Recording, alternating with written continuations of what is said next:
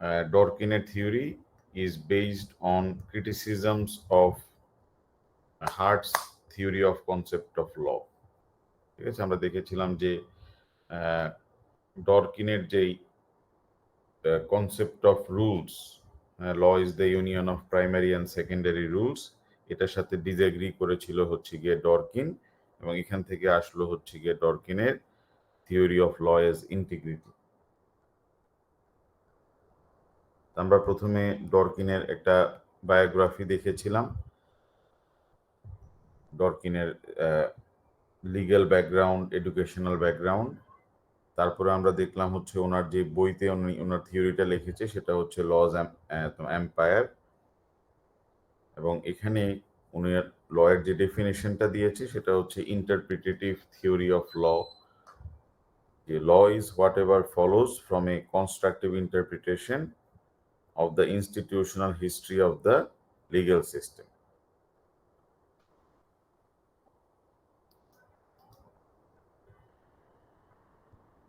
মানে ল বলতে আমরা যে জিনিসটাকে বুঝতে পারি সেটা হচ্ছে যে একটা অ্যাক্টের অথবা একটা কমন ল, এই কমন লটাকে যখন কনস্ট্রাকটিভ ইন্টারপ্রিটেশন করা হবে একটা লিগ্যাল সিস্টেমের ইনস্টিটিউশনাল হিস্ট্রির উপর বেস করে, তখন আমরা যে জিনিসটা পাবো সেটাকে বলা হবে হচ্ছে ল।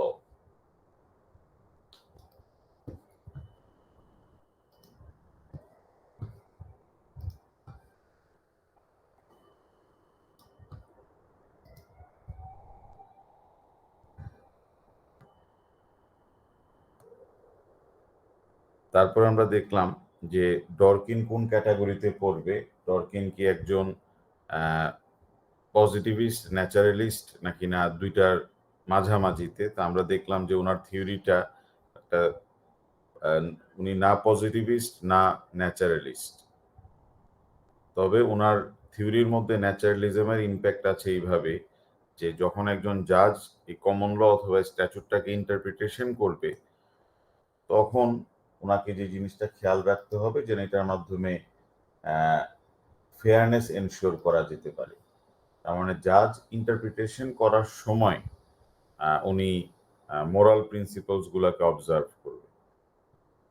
তার মানে উনি যেটা বলে না সেটা হচ্ছে যে একটা লকে যে মোরাল হতেই হবে, তার মানে উনি ওই দিক থেকে উনি ন্যাচারালিস্ট না। আবার উনি এটা বলে না যে ল এর সাথে তোমার কোনো কানেকশন নাই হচ্ছে গিয়ে মোরালিটি, এটা উনি বলে না। উনি যেটা বলতেছে সেটা হচ্ছে যে একজন জাজ ইন্টারপ্রিটেশন করার সময় মোরাল ফ্যাক্টরস গুলা কনসিডারেশনে নিবে। এই জিনিসটা আমরা লাস্ট ক্লাসে আমরা দেখেছিলাম। তারপরে আমরা দেখলাম যে উনি যে হার্টের ক্রিটিসিজম করলো দুইটা মেজর অ্যাসপেক্ট থেকে, সেটা হচ্ছে যে ল এর মধ্যে হার্ট বলতে যাচ্ছে শুধু আছে হচ্ছে rules, primary and secondary rules, কিন্তু ডরকিন আমাদেরকে আইডেন্টিফাই করে দিল যে না, ল এর মধ্যে তো শুধু রুলস নাই, ল এর মধ্যে আছে হচ্ছে principles as well as policies. তো উনি হার্টের একটা বড় একটা ক্রিটিসিজম আমাদের চোখের সামনে দেখাই দিল, সেটা হচ্ছে যে হার্টের থিওরি অফ রুলস যেটা, এই থিওরিটা ডিফেক্টিভ।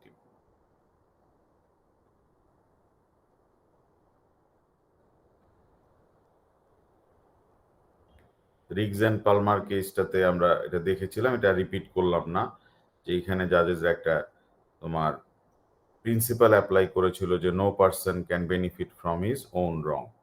তাহলে হার্টের থিওরি যেখানে শুধু বলতেছে হচ্ছে ল হচ্ছে প্রাইমারি এবং সেকেন্ডারি রুলসের কম্বিনেশন, এই হার্টের থিওরির মধ্যে কোনো রকমের প্রিন্সিপালসের জায়গা ছিল না, পলিসির কোনো জায়গা ছিল না।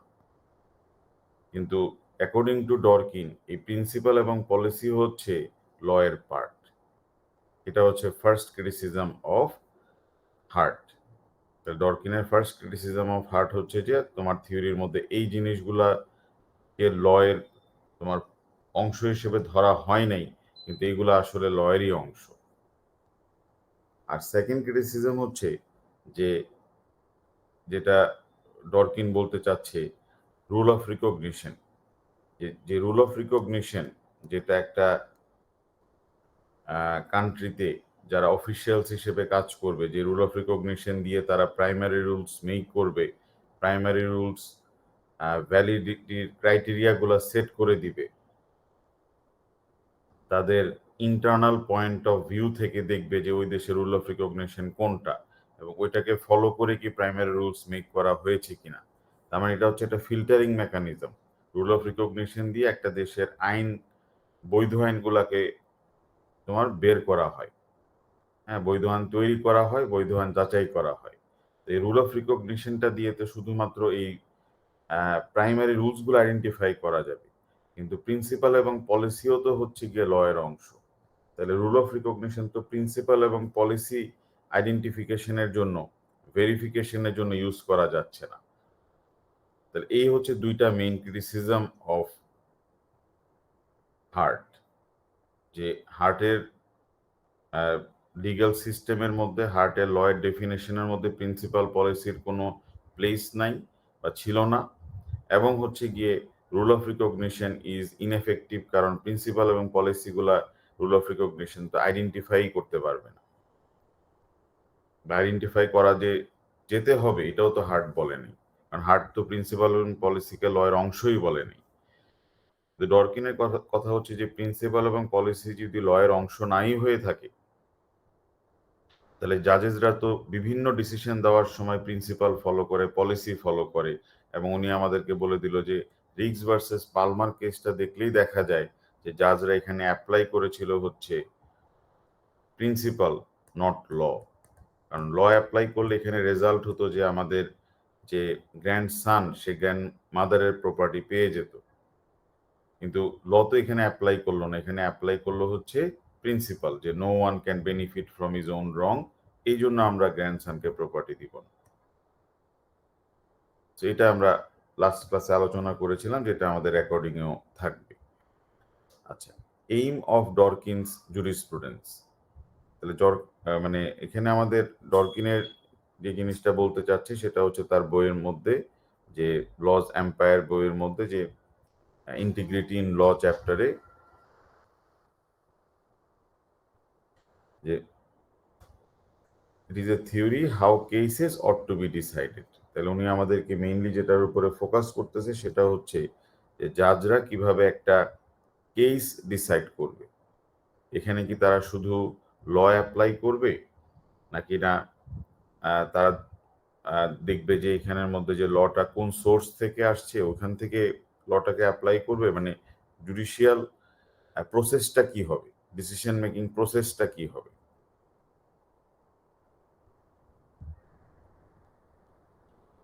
তাহলে he thinks law consist of human practices and that the theory's job is to interpret them. তাহলে ল যে জিনিসটা, এটা আমরা ডিফাইন করতে গেলে আমরা দেখবো যে একজন জাজ যখন তার সামনে একটা কেস আসে, ওই কেসটাকে সে কিভাবে ডিসাইড করে, কিভাবে কোন কোন জিনিসগুলো উনি কনসিডারেশনে নেয়, কোন জিনিসগুলোকে কনসিডারেশন উনি নেয় না। হ্যাঁ, তারপরে উনি কিভাবে ইন্টারপ্রিটেশন করে, এবং ইন্টারপ্রিটেশন করার মাধ্যমে কিভাবে একটা ডিসিশনে পৌঁছায়। তো ওই জিনিসটাকে দেখে আমরা ডিফাইন করতে পারবো হচ্ছে যে what is law. Law is all about interpretation. তাহলে Dworkin puts great emphasis on adjudication, which was one of the mere secondary practices of rules for Hart. And Hart, এই জুডিশিয়াল প্র্যাকটিস, জাজরা কিভাবে case decide করে, এটা নিয়ে উনি concern ছিল না। উনি আমাদেরকে বলছে যে ল সোসাইটিতে কিভাবে আসছে, একসময় প্রিমিটিভ সোসাইটিতে শুধু প্রাইমারি রুলস থাকলেই চলতো, তারপরে আস্তে আস্তে কিভাবে প্রাইমারি রুলসের বিভিন্ন ক্রিটিসিজমস বের হয়েছে, তারপরে ক্রিটিসিজমস বের হওয়ার পরে প্রাইমারি রুলসগুলো পরিবর্তন করা ডিফিকাল্ট হয়ে যাচ্ছিল, এই জন্য রাখলো rule of change. Primary rules breach করলে কি করতে হবে সেটার জন্য আসলো রুল অফ এডজুডিকেশন। তারপরে তোমার পানিশমেন্ট কি হবে, এই জন্য আসলো রুলস অফ স্যাংশন। এইভাবে উনি আমাদেরকে ডেসক্রাইব করেছে হার্ট, যে কিভাবে সোসাইটিতে ল আসছে, কিভাবে এগুলো অ্যাপ্লাই হচ্ছে। কিন্তু জাজরা কিভাবে ডিসাইড করে একটা কেস, এটা কিন্তু আমাদের ডরকিন আমাদেরকে এক্সপ্লেইন করেছে, কিন্তু হার্ট এটাকে আমাদের এক্সপ্লেইন করেনি। তো ডরকিন এমফেসাইজ করছে যে ল বুঝতে গেলে আমাদেরকে দেখতে হবে যে একটা স্ট্যাচুট অথবা একটা কমন ল বা যে কোনো একটা জিনিস যখন কোর্টে যায়, কোর্ট থেকে যখন ইন্টারপ্রিটেশনের মাধ্যমে একটা ডিসিশন আসে, হ্যাঁ, ওইটাকেই আমরা বলতে পারবো যে দিস ইজ ল। তার মানে ল বোঝার জন্য আমাদেরকে ইন্টারপ্রিটেশনের প্রসেসটা দেখতে হবে।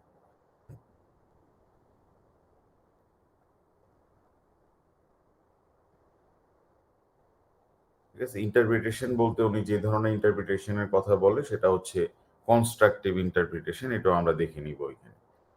আচ্ছা, তো এই জিনিসগুলো আমাদের যেই কোশ্চেন অ্যান্সারটা থাকবে ডরকিনের উপরে, যে মানে analysing the case of Dulgheriu versus London borough of Ealing to the lens of Ronald Dworkin's legal philosophy, এই যদি এই কোশ্চেনটা আসে,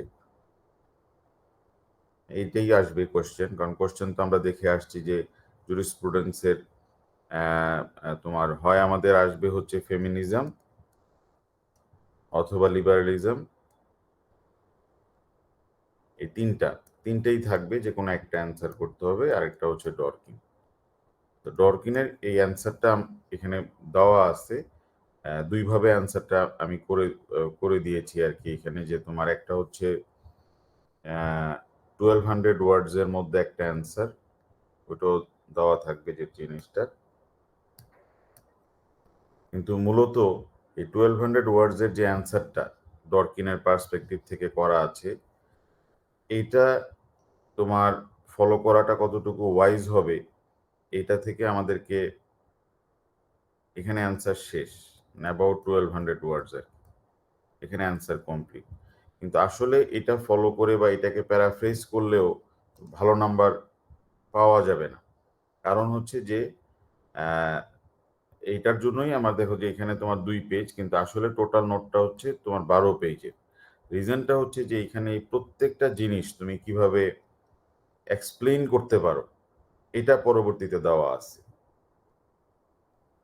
এই প্রত্যেকটা জিনিস কিভাবে তুমি এক্সপ্লেইন করতে পারো, প্রিন্সিপাল, পলিসি, তারপরে হচ্ছে গিয়ে তোমার এই one right answer, right thesis, law as integrity, constructive interpretation, chain novel, এগুলো প্রত্যেকটা জিনিস তুমি কিভাবে আইডেন্টিফাই করতে পারো, এক্সপ্লেইন করতে পারো, এটা প্রত্যেকটা পেজে ডিসকাস করা আছে। ল এজ ইন্টিগ্রিটি প্রত্যেকটা জিনিস আলাদা আলাদা করে করা আছে। তার মানে প্রথমে আমি একটা স্যাম্পল অ্যান্সার দিয়েছি, কিন্তু পরে কিন্তু দেওয়া আছে হচ্ছে গিয়ে তোমার তুমি কিভাবে নিজের মতো করে অ্যান্সারটা রেডি করতে পারবা, মানে ওটার জন্য যে ম্যাটেরিয়ালস গুলো লাগবে সেটাও দেওয়া আছে। এখন ডরকিন আমাদেরকে যে জিনিসটা প্রথমে বলার চেষ্টা করেছে সেটা হচ্ছে যে দেয়ার আর 2 টাইপস অফ কেসেস, যে কিছু কেসে দেখা যায় যে আমরা সরাসরি একটা ল অ্যাপ্লাই করে ফেলতে পারি, একটা রুলস আমরা অ্যাপ্লাই করে ফেলতে পারি, এগুলোকে আমরা general cases, ordinary cases, easy cases আমরা বলতে পারি। আর কিছু কেসেস থাকতে পারে যেখানে একটা ল অথবা রুলস ডিরেক্টলি অ্যাপ্লাই করাটা সমস্যা হয়ে যাবে, হ্যাঁ, তখন আমাদেরকে এটার বাইরে চলে যেতে হয়। যেমন জেনারেল প্র্যাকটিস হচ্ছে যে এক্স যদি ওয়াইকে কোনো ল্যান্ড ট্রান্সফার করতে চায় বা ল্যান্ড ট্রান্সফার করার জন্য কোনো একটা এগ্রিমেন্ট করতে চায়, বায়না করে এগ্রিমেন্ট টু সেল, তাহলে এটা রিটার্ন হতে হবে, এটা হলো জেনারেল প্রিন্সিপাল। কিন্তু এক্স ওয়াইকে বললো যে তোমাকে আমি একটা ল্যান্ড ট্রান্সফার করে দিব, তুমি যদি অস্ট্রেলিয়া থেকে তোমার জব ছেড়ে দিয়ে ইংল্যান্ডে চলে আসো এবং আমার কোম্পানিতে 5 ইয়ার্স চাকরি করো, কিন্তু তাদের মধ্যে এই এগ্রিমেন্টটা ছিল হচ্ছে একটা ওরাল এগ্রিমেন্ট। তাহলে যেহেতু ওরাল এগ্রিমেন্ট, এটা তো এনফোর্সিয়েবল হবে না বিটুইন এক্স অ্যান্ড ওয়াই যদি আমরা অ্যাক্ট অথবা রুলস অ্যাপ্লাই করি। কিন্তু এখানে আমাদের ডরকিন বলবে যে এটা তো একটা হার্ড কেস, কারণ এই কেসটাতে অন্যান্য কেসে যেখানে বলা হচ্ছে যে একটা বায়না করতে গেলে, এগ্রিমেন্ট টু সেল করতে গেলে রিটেন ডকুমেন্টস লাগবে, যে স্ট্যাচুট এটা বলা আছে, law of property miscellaneous provisions act 1989, definitely এটার জাস্টিফিকেশন আছে। মানে এগ্রিমেন্ট টু সেল যদি ওরাল হয়ে থাকে, তাহলে সেলারও ফ্রড করতে পারে, বায়ারও ফ্রড করতে পারে। সেলারও বলবে আমি তো বিক্রি করার জন্য বলি নাই, আবার বায়ারও বলতে পারে আমি কিনবো, এটাও তো আমি বলি নাই। রিটার্ন ডকুমেন্টস থাকলে দুজনেরই ফ্রড করার তোমার অপরচুনিটিটা কমে যায়। তাহলে আইনটার পিছনে ডেফিনেটলি একটা রিজন আছে। কিন্তু আমাদের সিচুয়েশনটা তো একটা হার্ড কেস, কারণ আমাদের সিচুয়েশনে এক্স যখন বলছে ওয়াই কে তার জমি দিবে, সে যদি 5 বছর চাকরি করে এবং অস্ট্রেলিয়া থেকে চলে আসে, তাহলে ওয়াই যে এত স্যাক্রিফাইস করলো এটা তো এক্স এর জন্যই করেছে।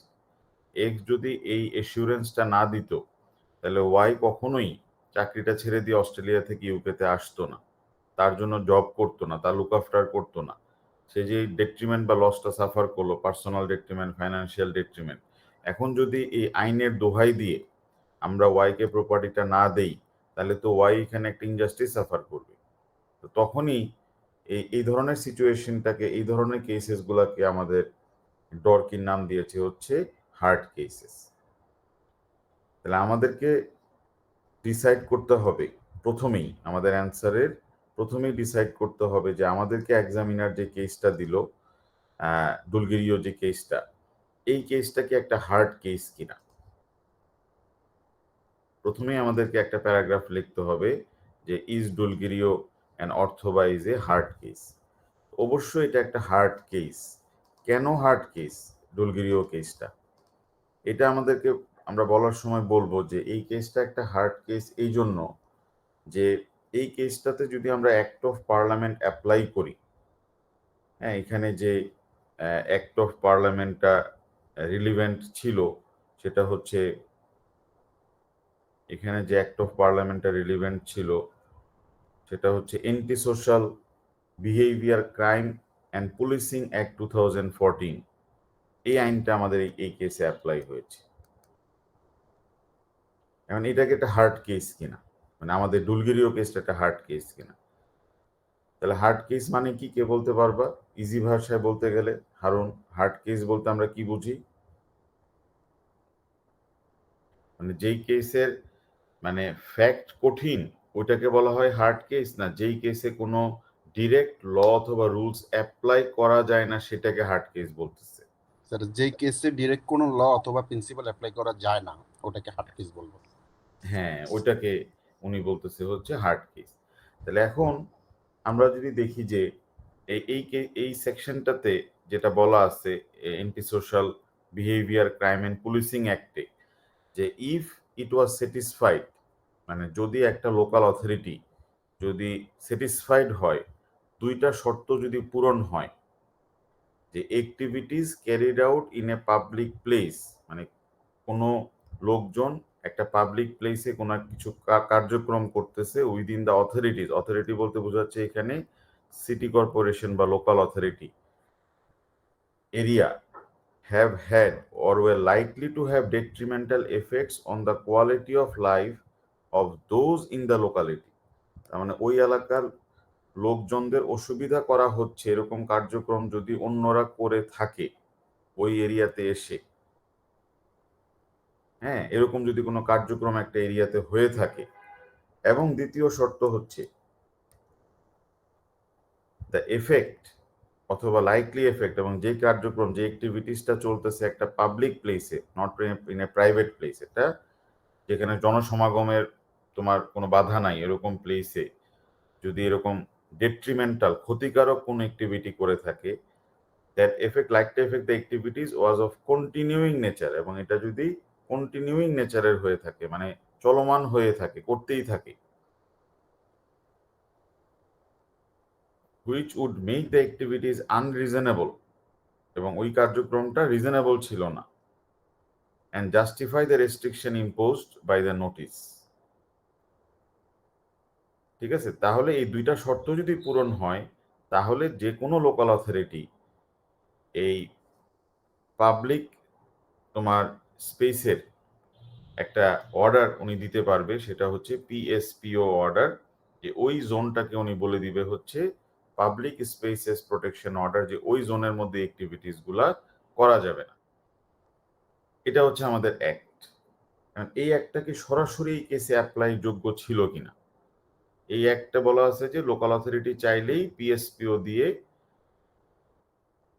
পাবলিক স্পেস প্রোটেকশন অর্ডার দিয়ে তোমার কোনো কার্যক্রম বন্ধ করে দিতে পারে, কিন্তু কার্যক্রমটা হইতে হবে এই ধরনের যেটা অলরেডি মানে ডেট্রিমেন্ট ক্ষতি করে ফেলেছে অথবা ক্ষতি করতে পারে এমন কোনো অ্যাক্টিভিটিস, এবং যেটা কন্টিনিউয়াস নেচারের হতে হবে, এবং এটা কাদের জন্য ক্ষতিকারক নেচারের হতে হবে বলতেছে হচ্ছে effect on the quality of life of those in the locality, of those in the locality, এটা হচ্ছে একটা শর্ত, এবং কন্টিনিউইং নেচার হতে হবে।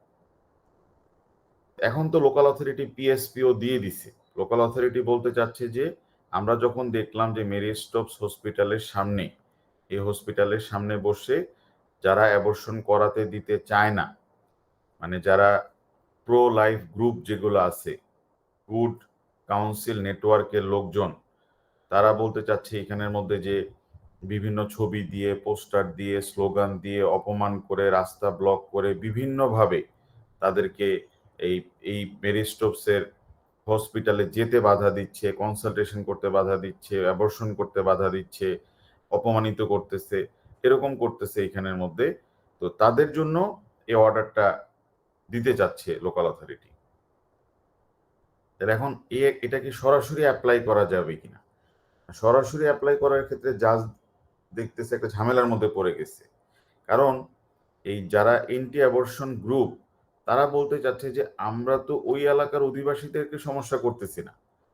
এখানে হসপিটালে যেসব রুগীরা আসে, যেসব পেশেন্টরা আসে এই হসপিটালে,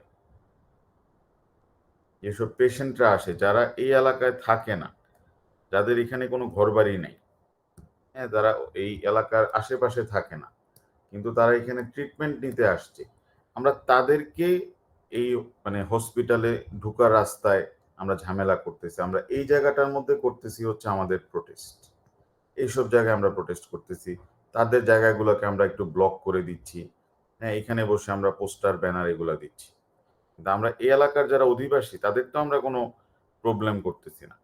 আর আইনে তো বলা আছে যে তাদেরকে যে ডেট্রিমেন্টাল এফেক্ট হতে হবে সেটা হচ্ছে of those in the locality, তারা তো এই লোকালিটিতে থাকে না।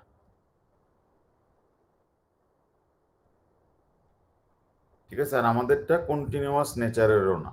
ঠিক আছে, আমরা শুধু যখন হসপিটাল ওপেন থাকে ওই টাইমটাতে আমরা ওই এলাকায় আসি, ওই এলাকায় এসে করি। তাহলে তো যদি অ্যাক্ট অফ পার্লামেন্ট অ্যাপ্লাই করা হয় ডিরেক্ট, তাহলে তো এখানের মধ্যে দোজ ইন দ্য লোকালিটি, এই কথাটার মানে আসলে কি? দোজ ইন দ্য লোকালিটি মানে হচ্ছে যে ওনাদের কথা হচ্ছে আমরা তো এই এলাকায় যারা হাঁটাহাঁটি করতেছে তাদের তো আমরা রাস্তা ব্লক করতেছি না, তাদেরকে অপমানজনক কথা বলতেছি না, আমাদের যে ব্যানার পোস্টার এগুলো এই এলাকার অন্য মানুষের জন্য না, হ্যাঁ, তাদের জন্য আমাদের কোনো সমস্যা নাই, তাদের কোনো রোড ব্লক আমরা করি না, হ্যাঁ, তারা মেইন রোডে কিভাবে যাবে, শুধু এইখানে ঢুকার জন্য যে পাবলিক প্লেসটা আছে এই জায়গার মধ্যে, এবং এরা যারা পেশেন্ট তারা তো এই এলাকায় থাকে না, তারা বাইরে থেকে এখানে অ্যাবর্শন করতে আসছে। তাহলে তো ভেজালটা একটা লেগে গেল এখানে। তাহলে আমরা দেখতেছি যে সরাসরি অ্যাক্ট তো এখানে অ্যাপ্লাই করা যাচ্ছে না। আর সরাসরি অ্যাক্ট অ্যাপ্লাই করলে আসলেই বলতে হবে যে আইনের মধ্যে যাদেরকে ইন্ডিকেট করতেছে যে of those in the locality, তাহলে তারা তো এই পেশেন্টরা যারা, তারা তো দোজ ইন দ্য লোকালিটি এটার মধ্যে পড়ে না, because they do not live in the locality. Clear জিনিসটা? তার মানে এটা একটা হার্ড কেস, যখনই আমরা এখানে আটকাই গেলাম। আবার আরেকটা কারণে এখানে একটা হার্ড কেস, যে আমি যদি এই আইনটা অ্যাপ্লাই করি, আমি যদি এই আইনটা সরাসরি অ্যাপ্লাই করা যাবে না, কারণ এই আইনটার মধ্যে হিউম্যান রাইটস চলে আসছে, এবং দুইটা গ্রুপের দুইটা হিউম্যান রাইটস চলে আসছে। একটা গ্রুপের হিউম্যান রাইটস হচ্ছে রাইট টু প্রাইভেসি, আরেকটা গ্রুপের হিউম্যান রাইটস হচ্ছে গিয়ে রিলিজিয়ান, এক্সপ্রেশন, অ্যাসেম্বলি, 9, 10, 11, আরেকজনের হচ্ছে 8। তাহলে এটা তো একটা হার্ড কেস হয়ে গেল। তার মানে এখানে ডিরেক্ট এই আইনটাই শুধু কনসার্ন না, এই আইনের সাথে হিউম্যান রাইটসও জড়িত হয়ে গেছে। এই জন্য তুমি তোমার অ্যান্সারের একটা প্যারাগ্রাফে লেখা থাকবে যে why Dulgheriu is a hard case according to Dworkin. Hard কেসের প্রথমে আমরা আমাদের বেশি কঠিন অ্যান্সার করার প্রয়োজন নেই, আমরা শুধু বলবো যে এটা একটা হার্ড কেসের ডেফিনেশন কি, এবং আমরা এটা অ্যাপ্লাই করে দিব, অ্যাপ্লাই করবো হচ্ছে ডুলগিরিও কেস। যে হার্ড কেস বলতে ডরকিন যেটা বোঝাতে চাচ্ছে যে সরাসরি কোনো রুলস ল অ্যাপ্লাই করা যাবে না, আমাদের কেসটা তো সরাসরি কোনো রুলস এবং ল অ্যাপ্লাই করা যাচ্ছে না, দুইটা কারণে। যে দোজ ইন দ্য লোকালিটি বলতে কি বোঝায় এটা একটা প্রবলেম, আর একটা হচ্ছে হিউম্যান রাইটস এর একটা প্রবলেম।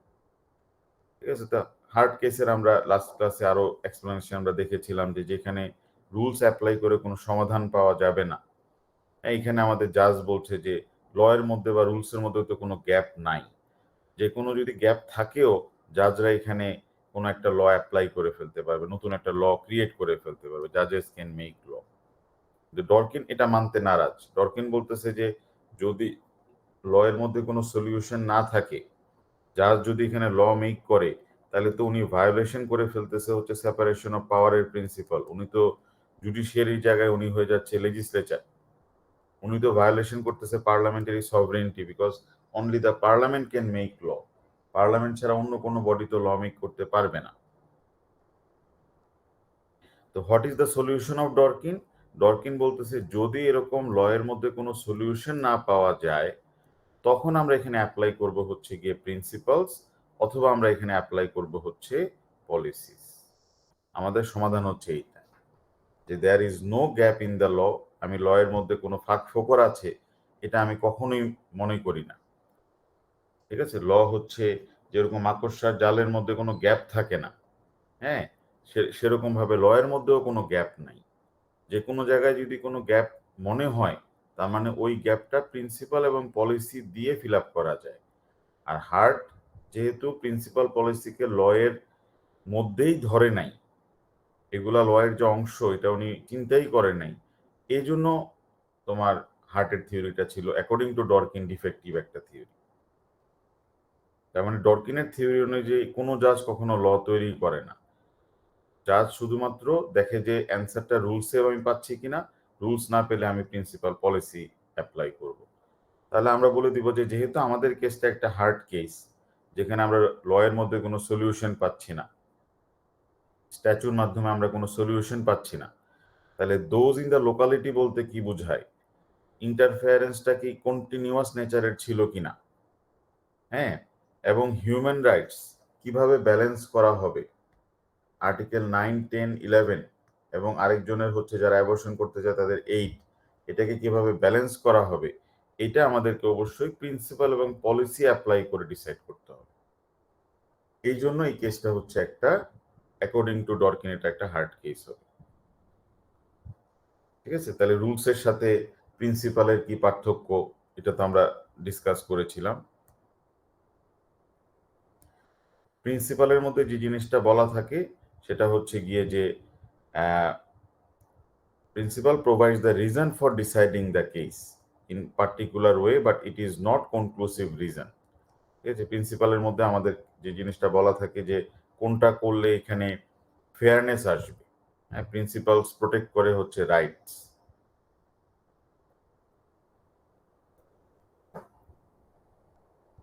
যেমন আমরা দেখলাম হচ্ছে যে statute cannot be used as a instrument of fraud. Statute cannot be used as an instrument of fraud. Instrument of fraud, এটা একটা প্রিন্সিপাল, যে স্ট্যাচুটকে একটা ফ্রডের ইনস্ট্রুমেন্ট হিসেবে ব্যবহার করা যাবে না। রস্বকাল্ট কেস, তাহলে রস্বকাল্ট কেসে কিন্তু স্ট্যাচুট অ্যাপ্লাই করে নাই জাজেসরা, সেকশন 53(1)B অ্যাপ্লাই করে নাই, এটাকে অ্যাপ্লাই করছে এবং ওরাল ডিক্লারেশনটাকেই কোর্টে এডমিজেবল করে দিয়েছে। তারপরে হচ্ছে he who seeks equity must come with clean hands. হ্যাঁ, he who seeks equity must come with clean hands, এটাও একটা প্রিন্সিপাল, ইকুইটির একটা প্রিন্সিপাল। এই জন্য সবাই প্রমিসারি স্টপেলের বেনিফিট পাবে না, সবাই প্রোপ্রাইটারি স্টপেলের বেনিফিট পাবে না। যারা কমার্শিয়াল পার্টি, যারা ল্যান্ড ডেভেলপার, তাদের বায়নাটা অবশ্যই রিটেন হইতে হবে। ল্যান্ড ডেভেলপার বা কমার্শিয়াল পার্টির ক্ষেত্রে প্রোপ্রাইটারি স্টপল উঠাই দিছে কোর্ট ইয়োমেন অ্যান্ড কোপস কেসে। ইয়োমেন অ্যান্ড কোপস কেসে বলতেছে যে যদি ইয়ে হয়, কমার্শিয়াল পার্টি হয়, তাহলে তো তাদের জানা উচিত ছিল যে ল্যান্ড রিলেটেড বায়না অবশ্যই লিখিত হইতে হবে, তাহলে এখানে কেন তারা ওরাল বায়না করলো? তাহলে কমার্শিয়াল পার্টির জন্য প্রোপ্রাইটারি স্টপেল অ্যাপ্লাই করা যাবে না। তাহলে এই যে প্রিন্সিপাল, হ্যাঁ, প্রিন্সিপালটা অ্যাপ্লাই করে যে তোমার বিভিন্ন জিনিস দেখে, যে এখানে হিউম্যান রাইটস প্রোটেক্ট হবে কিনা, এখানে ন্যায় বিচার হবে কিনা, ফেয়ারনেস, এগুলো দেখে। এগুলো হচ্ছে গিয়ে তোমার মানে এরকম অনেকগুলো প্রিন্সিপাল আমরা ফার্স্ট ইয়ার থেকে কিন্তু পড়ে আসছি।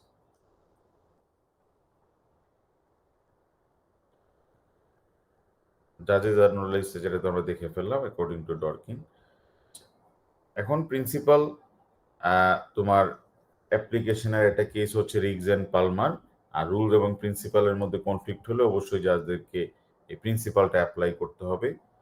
আমরা কয়েকটা এক্সাম্পল দেখেছিলাম এখানে, এবং একটা কেসে এমনও হতে পারে যে 3-4টা প্রিন্সিপাল এখানে চলে আসতে পারে, 3-4টা প্রিন্সিপাল চলে আসতে পারে। তখন জাজদেরকে চিন্তা করতে হবে যে কোন প্রিন্সিপালটা এখানে সবচেয়ে বেশি অ্যাপ্রোপ্রিয়েট, ওই প্রিন্সিপালটা জাজরা অ্যাপ্লাই করবে। ঠিক আছে, প্রিন্সিপাল অ্যাপ্লাই করবে হচ্ছে যেটা মোস্ট রিলিভেন্ট প্রিন্সিপাল, সেটাকে অ্যাপ্লাই করা হবে। তার মানে রুলসের ক্ষেত্রে এই জিনিসটা অ্যাপ্লাই করার উপায় নাই। হ্যাঁ, রুলসের ক্ষেত্রে যদি একটা অ্যাক্ট অফ পার্লামেন্ট থাকে, অ্যাক্ট অফ পার্লামেন্টে কয়েকটা রিকোয়ারমেন্ট দেওয়া থাকে, ওইভাবেই অ্যাপ্লাই করতে হবে, এখানে বের হওয়ার কোনো সুযোগ নাই।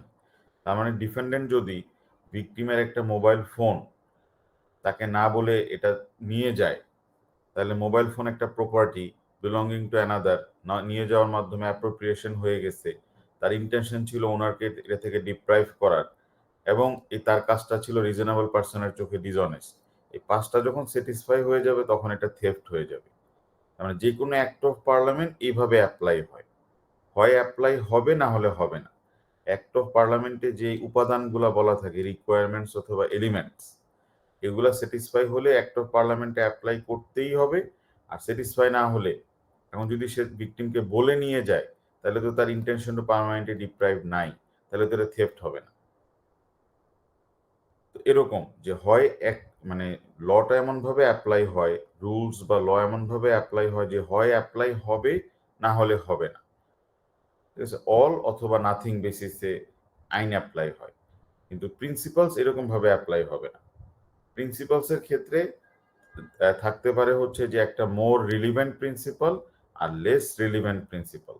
তাহলে যেটা লেস রিলিভেন্ট প্রিন্সিপাল সেটাকে অ্যাপ্লাই না করে যেটা মোর রিলিভেন্ট প্রিন্সিপাল, ওইটাকে জাজেসরা অ্যাপ্লাই করবে। ঠিক আছে, তার মানে যখন যারা বুঝতে পারবা এখানের মধ্যে যাদের ট্রাস্ট ল আছে, সেকশন 53(1)(b) তে বলা আছে যে ল্যান্ড রিলেটেড ট্রাস্ট হলে এখানে রিটেন এভিডেন্স থাকতে হবে, এটা হলো একটা অ্যাক্ট। কিন্তু এখানে আরেকটা প্রিন্সিপাল বের হলো যে স্ট্যাচুটকে যদি ইউজ করে হচ্ছে as a instrument of fraud, তখন আবার এখানে একটা অ্যাপ্লাই না করে ওই প্রিন্সিপালটা অ্যাপ্লাই করা হবে। আবার আরেকটা প্রিন্সিপাল আছে যে equity follows the law, equity follows the law, equity follows the law মানে ইকুইটি ফলোজ দ্য স্ট্যাচুট। তার মানে একটা এরিয়াতে যদি স্ট্যাচুট চলে আসে, তাহলে ইকুইটি স্ট্যাচুটটাকে ফলো করবে। তাহলে এখানে তো আমাদের একটা প্রিন্সিপাল আছে, ইকুইটি ফলোজ দ্য ল। আর আরেকটা প্রিন্সিপাল আছে যে statute cannot be used as a instrument of fraud. আবার আমার একটা আইনও আছে এখানে, সেকশন 53(1)(b)। তাহলে জাজ দেখলো রসফোকাল কেসে, তাহলে আমি কোনটা অ্যাপ্লাই করব? রিটার্ন ডকুমেন্টস তো ছিল না, তাহলে আমি কি অ্যাপ্লাই করব 53(1)(b), না এটা করলে তো অন্যায় বিচার হচ্ছে? আচ্ছা, আমি কি অ্যাপ্লাই করবো স্ট্যাচুট ফলোজ দ্য ল এই প্রিন্সিপাল, না এই প্রিন্সিপাল ফলো করলে তো এখানেও অন্যায় হচ্ছে? কোনটা অ্যাপ্লাই করব? Statute cannot be used as a instrument of fraud, এই প্রিন্সিপাল। তার মানে একটা কেসে মাল্টিপল প্রিন্সিপাল রিলিভেন্ট হতে পারে, কোর্ট দেখবে যে যেটা মোস্ট রিলিভেন্ট প্রিন্সিপাল সেটাকে অ্যাপ্লাই করবে। তার মানে এখানে ডরকিন যেটা বোঝাতে চাই ইন শর্ট, যে অ্যাক্ট অফ পার্লামেন্ট হচ্ছে খুব রিজিড, হয় অ্যাপ্লাই হবে না হলে হবে না, কিন্তু প্রিন্সিপাল এরকম রিজিড না। প্রিন্সিপালের ক্ষেত্রে জাজ দেখবে যে যেই প্রিন্সিপালটা মোস্ট রিলিভেন্ট উনি ওই প্রিন্সিপালটা অ্যাপ্লাই করবে। ঠিক আছে, যাদের প্রমিজারি এস্টপল সম্পর্কে এখনো হালকা মনে আছে, তারা দেখবা যে প্রমিজারি এস্টপলে বলা হয়েছে যে পার্ট পেমেন্ট অনেক সময় ফুল পেমেন্টকে স্যাটিসফাই করতে পারে, কিন্তু এটার জন্য 7টা রিকোয়ারমেন্ট ছিল যে কখন তোমার পার্ট পেমেন্ট দিলে ফুল পেমেন্ট স্যাটিসফাই হয়ে যাবে। এর মধ্যে একটা রিকোয়ারমেন্ট ছিল যে দুই পার্টির মধ্যে কন্ট্রাক্ট থাকতে হবে। এক পার্টি বলবে যে ঠিক আছে তুমি 10,000-এর জায়গায় 7,000 দিছো, 8 টাকা দেওয়া লাগবে না, এরকম একটা রিপ্রেজেন্টেশন প্রমিস থাকতে হবে। আদার পার্টিকে এটার উপর রিলাই করতে হবে, এবং একটা শর্ত আছে ইনইকুইটেবল হতে হবে টু রিভার্ট। এখন 10,000 টাকার জায়গায় সে 7,000 টাকা পে করছে, ক্রেডিটারকে, ক্রেডিটার বলছে আর 3,000 টাকা দেওয়া লাগবে না, আর ওই 3,000 টাকা দিয়ে, ঠিক আছে, ওই লোকটা যেটা করলো যে তোমার নিজের জন্য একটা সে তোমার দামি পাঞ্জাবি কিনে ফেললো, ক্রেডিটারকে টাকা দেয় নাই, ঠিক আছে, 3,000 টাকা, কিন্তু এটা দিয়ে উনি একটা ইউজলেস কাজে করতে চাচ্ছে, একটা পাঞ্জাবির জন্য বুকিং দিল, হ্যাঁ, তাহলে সেই ক্ষেত্রে কোর্ট বলবে যে এটা তো জাস্টিস হবে না, তুমি ক্রেডিটারের কাছ থেকে ফুল টাকা দিলা না, তাহলে ল তো তোমাকে এই অসৎ কাজের জন্য হেল্প করবে না। পার্ট পেমেন্ট এই 7,000 টাকা 10,000 টাকাকে স্যাটিসফাই করতো যদি তুমি দেখাতে পারতে, হ্যাঁ আমি 7,000 টাকা দিয়েছি, 10,000 টাকার জায়গায় 3,000 টাকা দিয়ে আমি চোখের অপারেশন করে ফেলছি। এখন যদি উনি আমার কাছ থেকে পুরো টাকা চায়, তাহলে এটা আমার জন্য অন্যায় বিচার হবে, আমার জন্য ইনজাস্টিস হবে। তাহলে এখানে ইকুইটি এসে হেল্প করবে যে তোমার রিপ্রেজেন্টেশনের পরে তার উপর রিলাই করে সে টাকাটা একটা বিজনেস ইনভেস্ট করে ফেলছে, একটা ট্রান্সপোর্টেশন কাজের জন্য ব্যবহার করে ফেলছে, তার চিকিৎসার জন্য ব্যবহার করে ফেলছে, হ্যাঁ, কিন্তু এই টাকা দিয়ে তুমি লাক্সারি করবা আর তুমি ক্রেডিটারকে ফুল টাকা দিবা না, এটা তো হবে না। তাহলে এখানে তাহলে প্রমিসারি এস্টপল নিজে কিন্তু একটা প্রিন্সিপাল, আবার প্রমিসারি এস্টপলের মধ্যে আরেকটা প্রিন্সিপাল আছে যে it must be inequitable to revert, মানে পুরা টাকা চাইলে তোমার এটা আনকনশনেবল হবে, ইনইকুইটেবল হবে, এটা দেখাইতে হবে। এখানে আমরা দেখাতে পারি যে তোমার প্রিন্সিপাল এইভাবে অ্যাপ্লাই করে, ওয়েটের উপর বেস করে, কোন প্রিন্সিপালটা মোস্ট রিলিভেন্ট এটার উপর বেস করে। তো হেনিংসেন অ্যান্ড ব্লুমফিল্ড কেসটা আমরা দেখেছিলাম যে এখানে একটা লিমিটেশন ক্লজ দিয়েছিল হচ্ছে একজন সেলার, এই ক্লজটাকে কোর্ট বলছে যে এই ক্লজটা বাতিল, হ্যাঁ, কারণ একটা গাড়ি বিক্রি করে যদি বলে দেয় যে গাড়িতে যে কোনো অ্যাক্সিডেন্টই হোক না কেন উনি $5,000 বেশি ক্ষতিপূরণ দিবে না, এটা ন্যায় বিচার হবে না, কারণ আমেরিকাতে মানে তোমার ভেহিকেল হিসেবে সবচেয়ে বেশি গাড়িই ব্যবহার করা হয়। তো এই ক্ষেত্রে যদি এরকম লিমিটেশন ক্লজ গুলাকে ভ্যালিডিটি দিয়ে দেয়, তাহলে যারা কার ইউজার্স তারা তোমার ক্ষতিগ্রস্ত হবে। এই প্রিন্সিপালটা এখানের মধ্যে কোর্ট অ্যাপ্লাই করবে।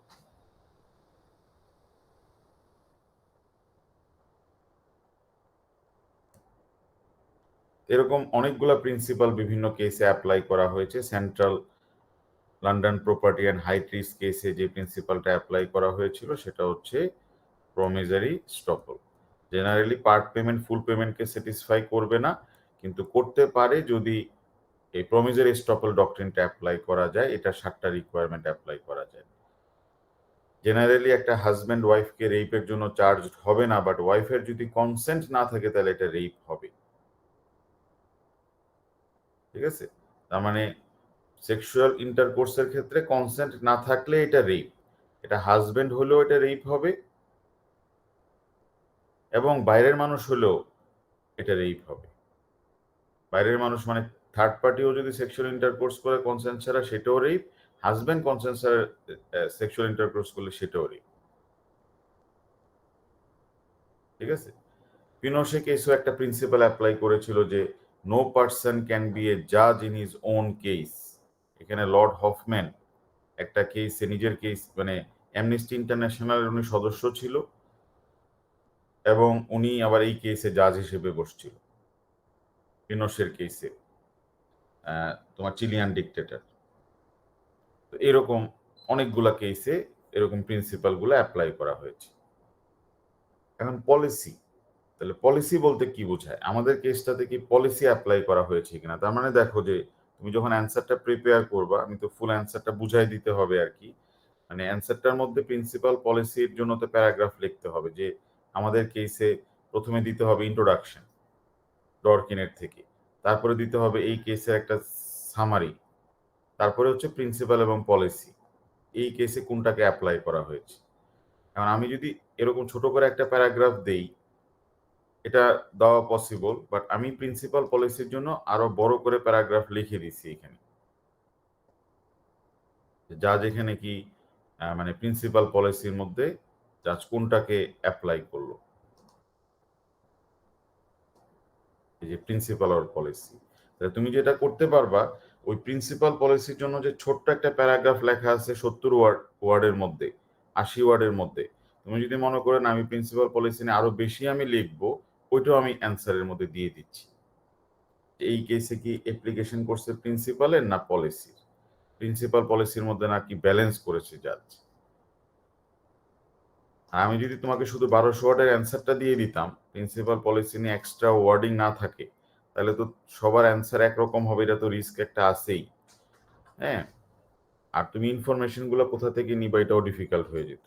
তাই প্রিন্সিপাল পলিসির জন্য ছোট প্যারাগ্রাফ, কিন্তু এটা তুমি কিভাবে এক্সপানশন করবে এটাও অ্যান্সার শিটের মধ্যে দেওয়া থাকবে। কারণ পলিসি জিনিসটা কি, পলিসি জিনিস বলতে যেটা বোঝায় যে policy must be considered as an element in the law. ঠিক আছে, পলিসি হচ্ছে লয়েরই অংশ। হ্যাঁ, পলিসি লয়ের বাইরের কিছু না। তার মানে আমাদের এই লয়ের অংশ হচ্ছে গিয়ে তোমার principle as well as policy. তাহলে policy is also part of law. ঠিক আছে, পলিসি লয়েরই অংশ।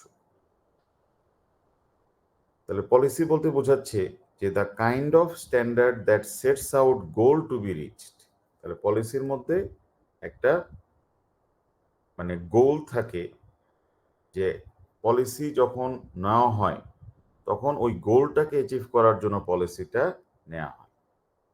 তাহলে পলিসি অ্যাচিভ করার ক্ষেত্রে একটা গোল থাকে এখানে।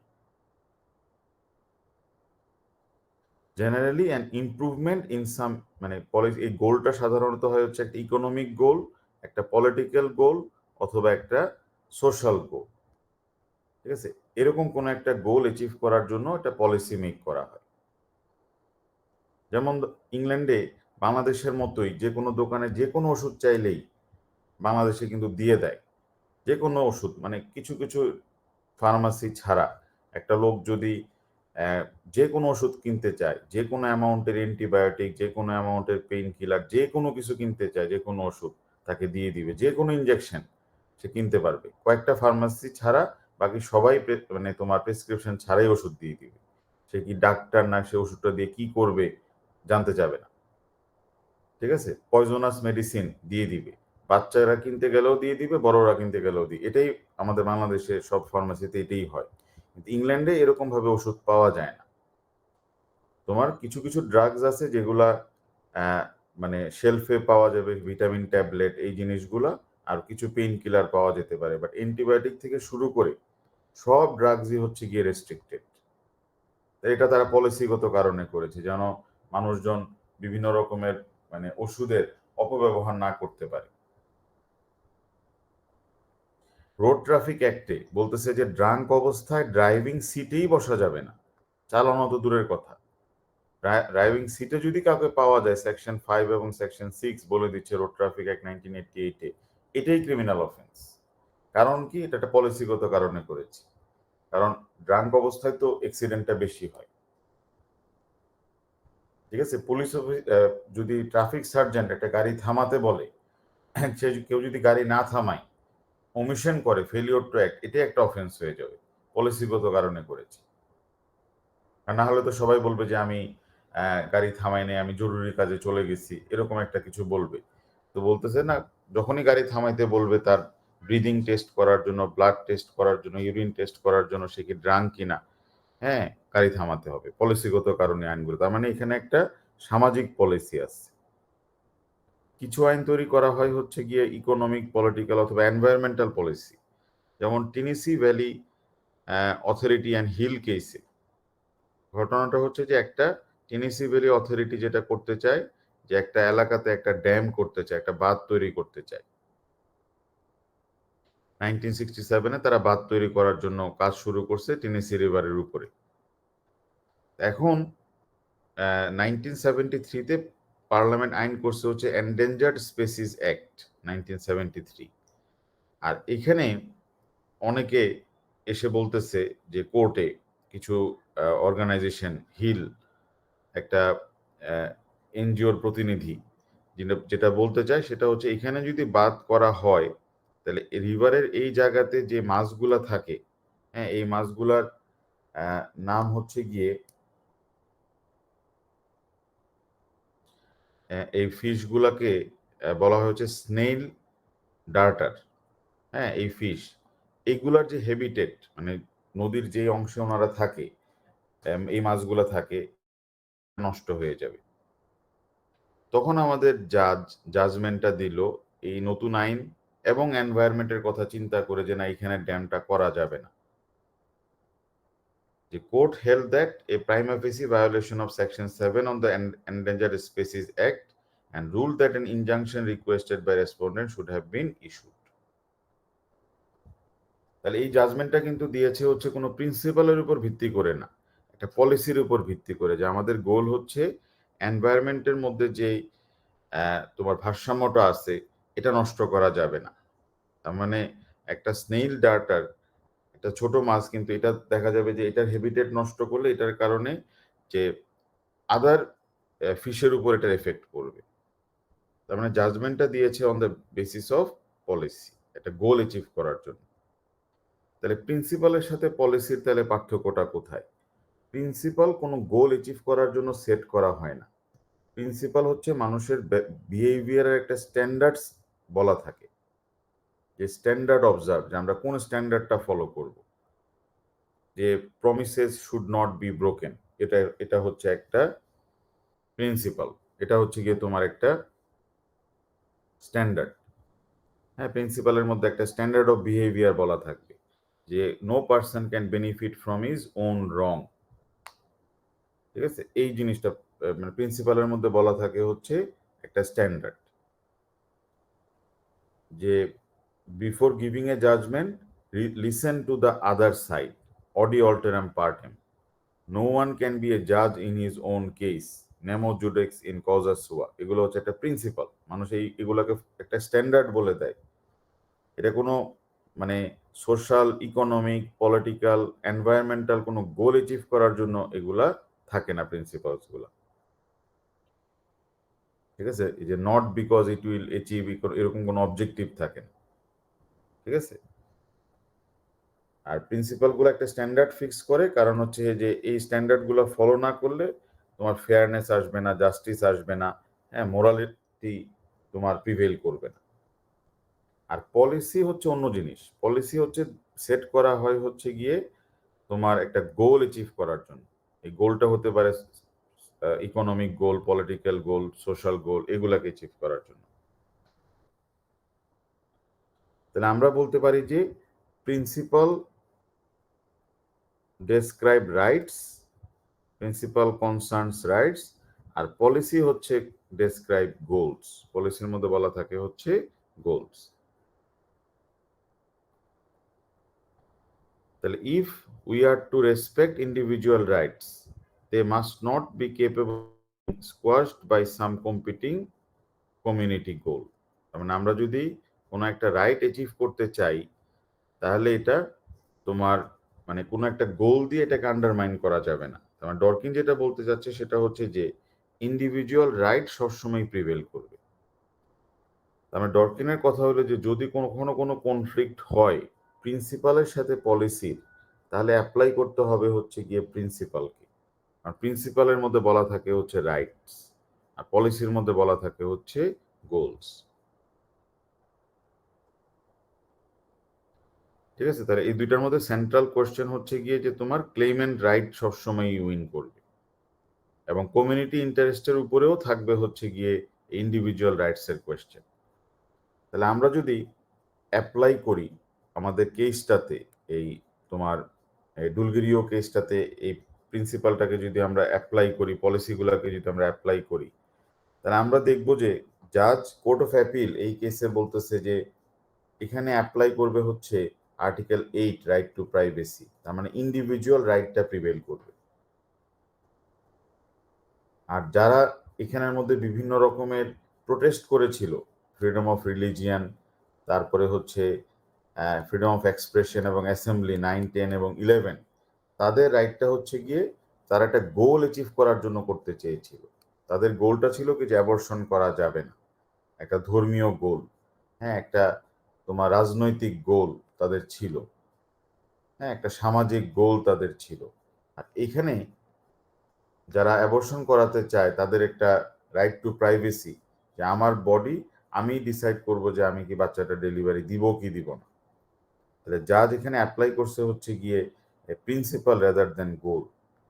অথবা আমরা এটাও বলতে পারি যে এখানে তারও হিউম্যান রাইটস ছিল, ওদেরও হিউম্যান রাইটস ছিল, ক্লিয়ার? কিন্তু জাজ এই দুইটাকে ব্যালেন্স করছে এবং ব্যালেন্স করে বলছে যে না, this right should prevail here rather than এই পিপল গুলার রাইট। ক্লিয়ার? যে দুজনেরই রাইট আছে, কিন্তু তাদের রাইটটা হচ্ছে গোল্ড বেসড রাইট, কারণ তারা ব্যক্তিগতভাবে এফেক্টেড না।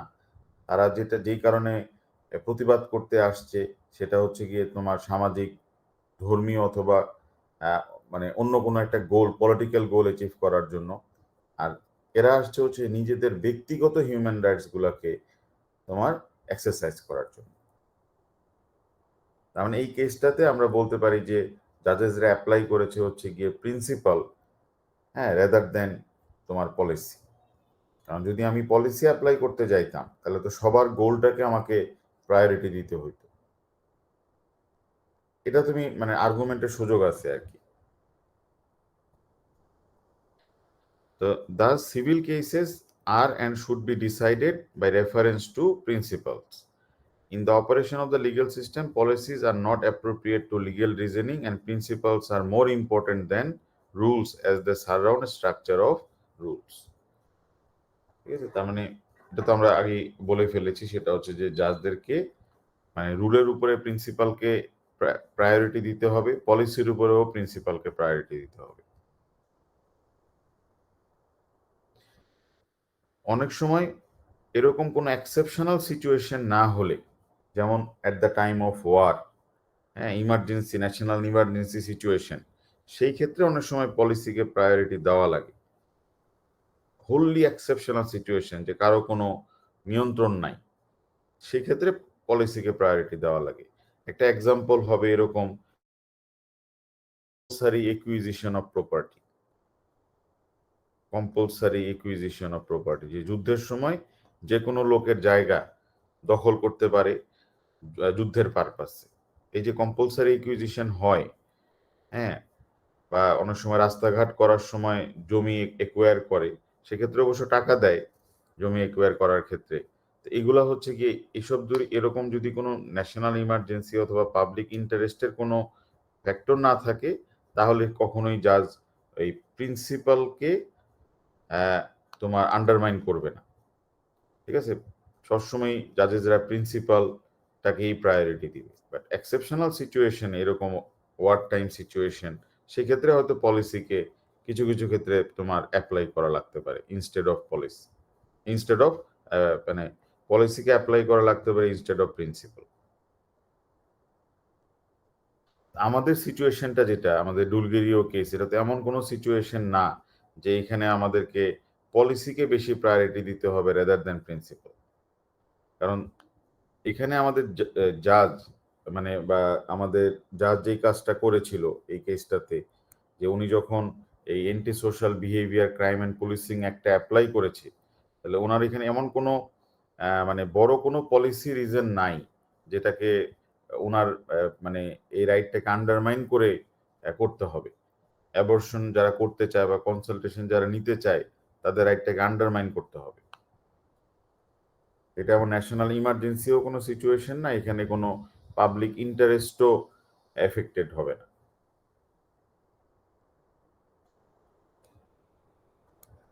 আচ্ছা, তাহলে এখন আমরা প্রিন্সিপাল পলিসির ইস্যুটা আমরা এখানে দেখে ফেললাম। তো অনেকগুলা কেস আছে এরকম, আমাদের এই কেসগুলো না পড়লেও চলবে, কারণ আমাদের তো ডুলগেরিও কেসটাতেই ফোকাস করতে হবে। আর কয়েকটা পয়েন্ট দেখলে আমাদের চ্যাপ্টারটা শেষ হয়ে যাবে, সেটা হচ্ছে চেইন নোবেল। এটা নিয়েও আমাদেরকে অ্যান্সারে লিখতে হবে প্যারাগ্রাফ, মানে ডরকিনের যতগুলো অ্যাসপেক্ট আছে প্রত্যেকটাই আমাদের অ্যান্সারের মধ্যে প্যারাগ্রাফ হিসেবে আমরা মেনশন করে দিব। তাহলে চেইন নোবেল বলতে যেটা বোঝাতে চাচ্ছে, যে ডরকিন যেহেতু বলতেছে যে ল বলতে যেটা বোঝায় সেটা হচ্ছে যে যখন একজন জাজের কাছে একটা কেস আসবে, আর কেস মানেই তো হচ্ছে এখানে কোনো একটা অ্যাক্ট অ্যাপ্লাই করতে হবে, অথবা কোনো একটা কমন ল অ্যাপ্লাই করতে হবে, বা কোন ডেলিগেটেড লেজিসলেশন অ্যাপ্লাই করতে হবে, বা কোনো একটা ইন্টারন্যাশনাল ল অ্যাপ্লাই করতে হবে। এইটাই এই ধরনের কেসই তো যাদের কাছে আসবে, যে একটা ফ্যাক্টের মধ্যে আপনি এই জিনিসগুলো অ্যাপ্লাই করেন, হয় অ্যাক্ট অ্যাপ্লাই করেন, নাহলে কমন ল অ্যাপ্লাই করেন, না হলে ডেলিগেটেড লেজিসলেশন অ্যাপ্লাই করেন, না হলে ইন্টারন্যাশনাল ল অ্যাপ্লাই করেন। এই যখন জাজ একটা মানে ফ্যাক্টের মধ্যে এই জিনিসগুলোকে অ্যাপ্লাই করবে, জাজকে যে জিনিসটা খেয়াল রাখতে হবে যে আমি ইন্টারপ্রিটেশনটা কিভাবে করব, তাহলে ইন্টারপ্রিটেশনটা করার সময় জাজকে খেয়াল রাখতে হবে যে আমার আগে কোনো জাজ এই বিষয়ে কোনো জাজমেন্ট দিয়েছে কিনা। ঠিক আছে, আমি 2024-এ জাজমেন্টটা দিচ্ছি, আর আমি যে জাজমেন্টটা দিব, আমার পরে যে জাজমেন্টটা দিবে ইন 2026, ঠিক আছে, তার জন্য আমি লটা ঠিক জায়গায় রেখে যাচ্ছি কিনা। তার মানে জাজমেন্ট দেওয়ার ক্ষেত্রে জাজকে যে জিনিসটা খেয়াল রাখতে হবে যে ওনার জাজমেন্টটা কি আদার জাজমেন্টগুলোর সাথে কোহেরেন্ট হচ্ছে কিনা, মানে এটা কি তোমার মানে সমন্বয় আছে কিনা, সমন্বয়হীন কোনো জাজমেন্ট উনি দিতে পারবে না। এটাকে বলা হয় হচ্ছে chain novel theory of Dworkin. Dworkin in support of his theory of adjudication, মানে যা যা যখন বিচার করবে, law as integrity has drawn a parallel between the incrementalistic approaches of judges at common law and the development of what Dworkin calls the chain novel. Chain Nobel বলতে বোঝাচ্ছে যে এরকম একটা চেইন থাকতে হবে, কেস ওয়ানে যেটা ডিসাইড করছে কেস টু এর ডেভেলপমেন্ট এটার সাথে কোহেরেন্ট হতে হবে, কেস থ্রিটা এটার সাথে কোহেরেন্ট হতে হবে, কেস ফোর এটার সাথে কোহেরেন্ট হতে হবে। মানে প্রত্যেকটা জাজ জাজমেন্ট দেওয়ার সময় ওনার আগের জাজ কিভাবে জাজমেন্ট দিয়েছে এবং উনি জাজমেন্টটা কিভাবে রেখে যাচ্ছে ফর ফিউচার, এটা খেয়াল রাখতে হবে। তোমার অ্যাব্রাপ্ট কোনো পরিবর্তন লতে আনা যাবে না। ফর এক্সাম্পল 1888-এ ভিক্টোরিয়া রেলওয়ে অ্যান্ড কোল্টাস কেসে বলে দিয়েছে সাইকিয়াট্রিক ইনজুরি জন্য রিকভার করা যাবে না ইন টর্ট। তারপরে 1901 সালে ডিউলিও অ্যান্ড হোয়াইট কেসে বলতেছে প্রাইমারি ভিকটিম ক্লেম করতে পারবে ফর সাইকিয়াট্রিক ইনজুরি।